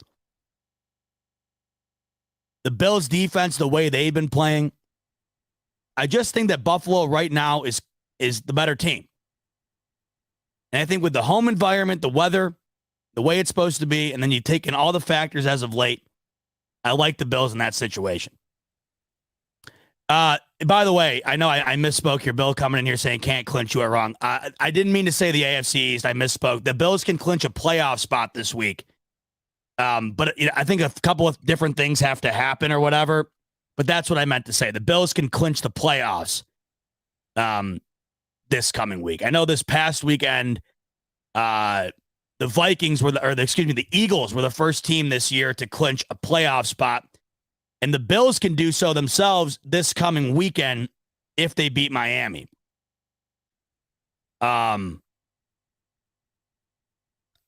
have I'm looking at it right now. I have the what do you call it? The formula, let's say, for how the Bills can do so. So, let's see. This is a long read. It's over at the Buffalo Rumblings.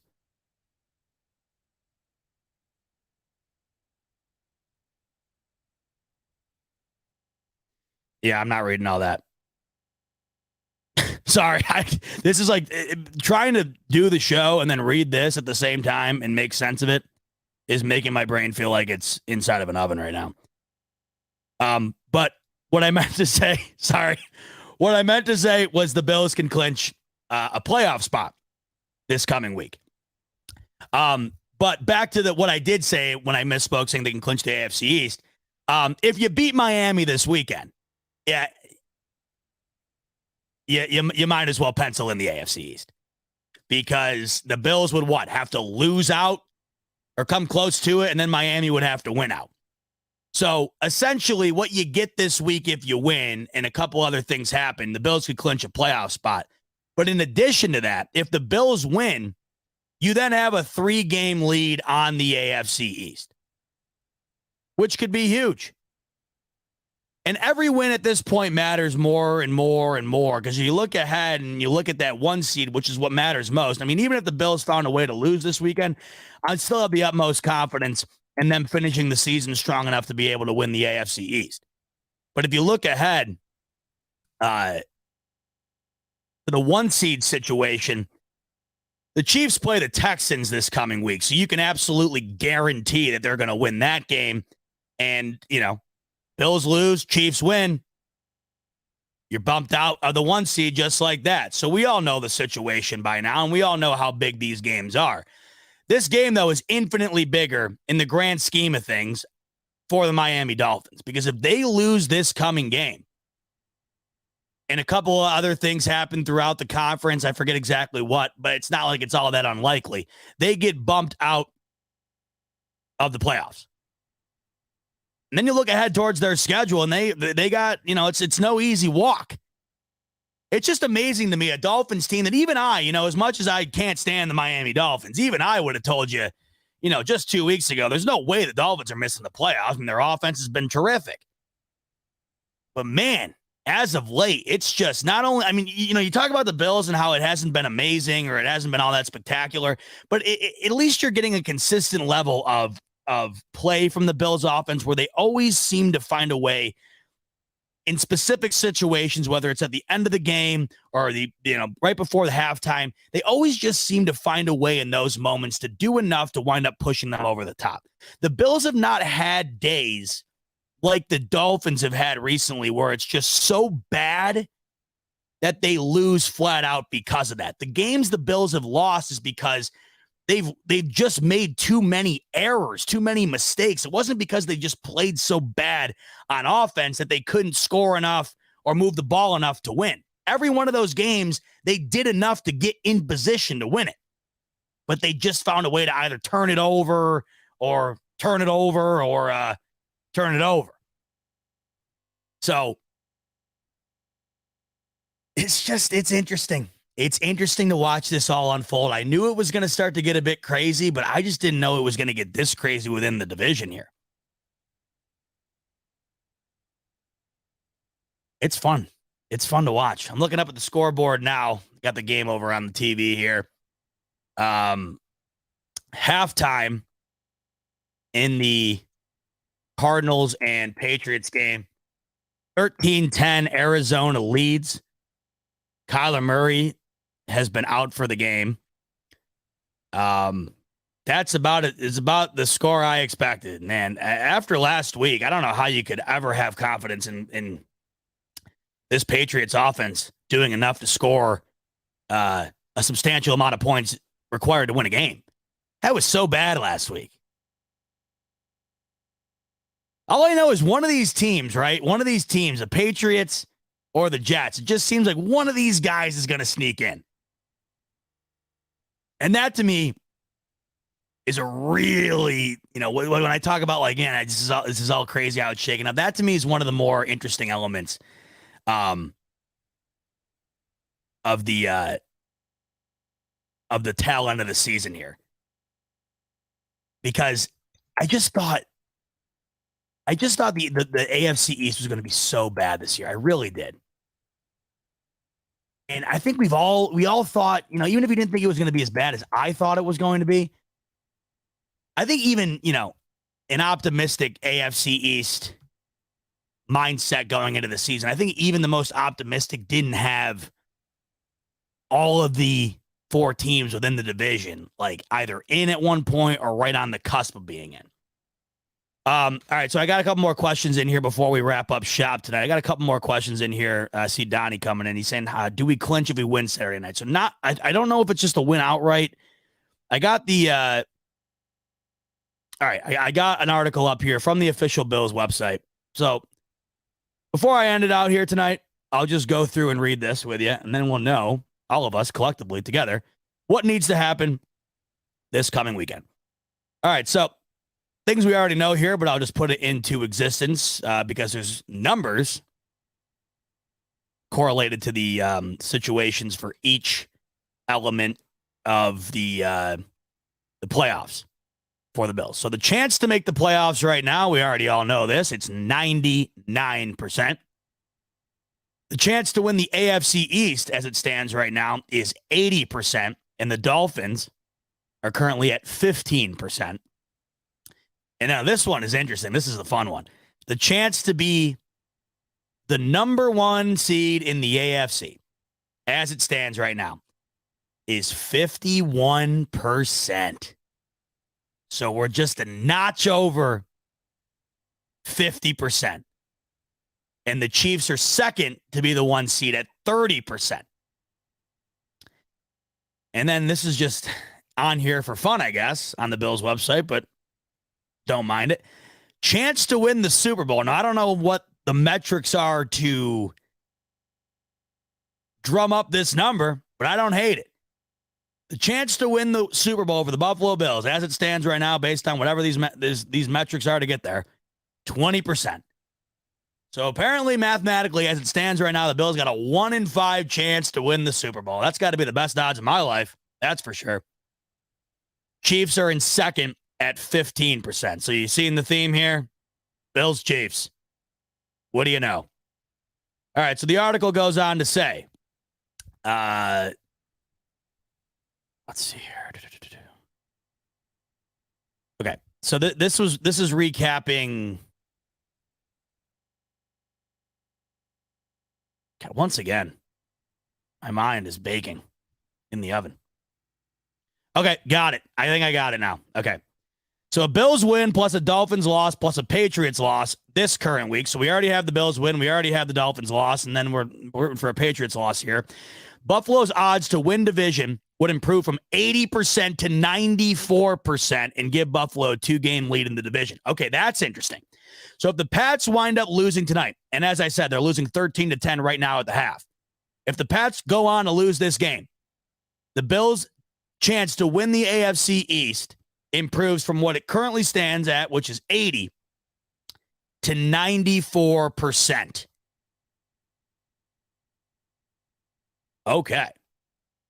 Now, a Bills win and a Dolphins loss, that already happened, and a Patriots win improves the Bills to 92%. So I guess it doesn't really matter all that much. If the Patriots lose, the Bills' odds to win the division go to 94%. The Patriots win, it goes to 92%. That's interesting. But this is for last week. So I don't know why. I mean, what the hell? Jesus. I'm sorry, guys. We've been on here for 2 hours, and I feel like I'm just like, I'm like, I'm usually good at reading. What the hell? Let's go back to the Rumblings article. I'm going to go to the Buffalo Rumblings article, even though it's long, and we're going to pick through it together, and then we're going to close up shop. Sound good? All right, good. All right.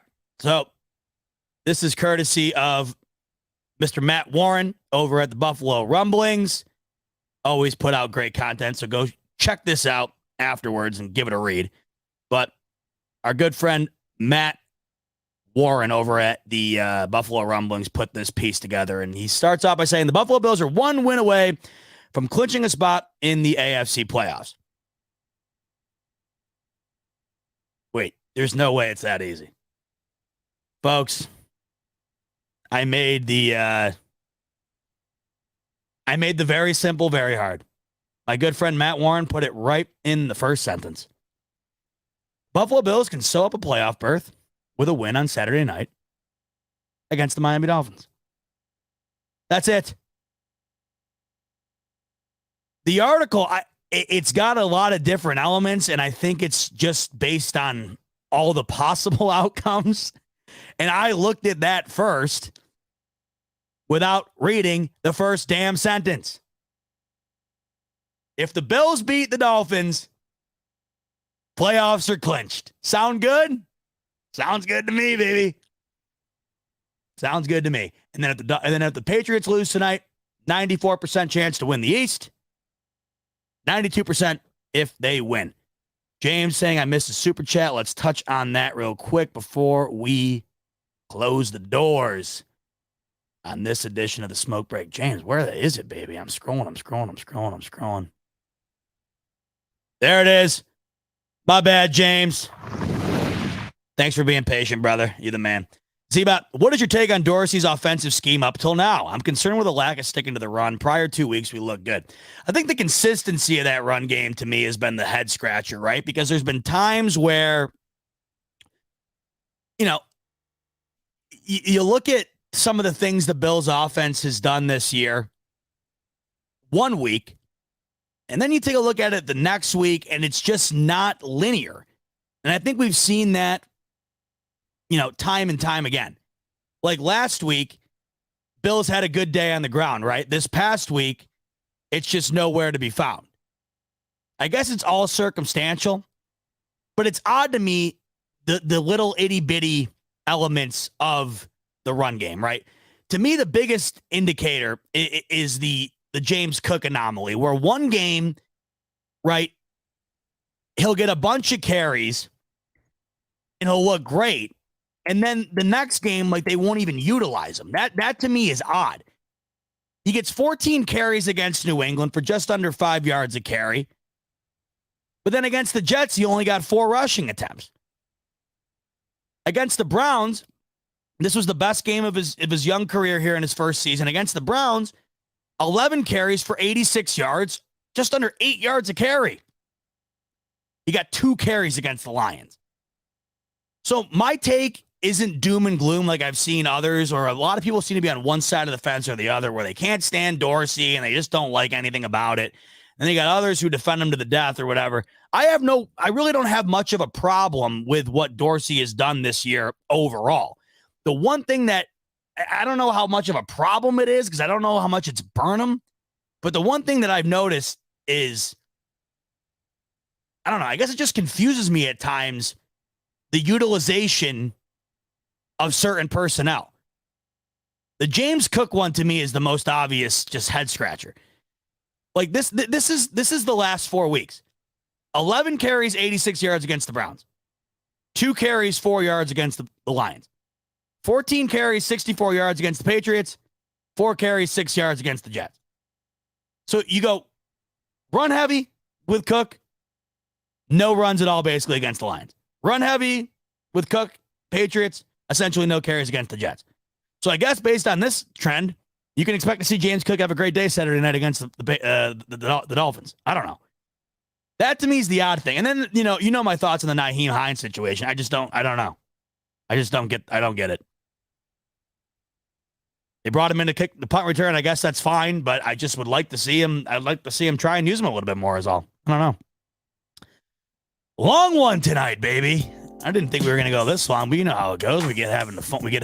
We get talking about championship caliber offense. We get talking about me crapping my pants. And I didn't even know. You never know what you're going to get in the smoke break. I didn't even know I was going to go there. Just kind of came to my mind. I think it made sense. And then you try to crack the code on how the Bills can make the playoffs this coming week just to find out there was no code to crack. Win and you're in, baby. That's all that matters. Bills get it done yesterday. Try to do it again this coming week and avenge the wrongs of the AFC East that they started out with. Think about that. You get a W this weekend. That means you knocked off each opponent in the AFC East at least once this year. And the way they started off at 0-2 in the division, that would be great.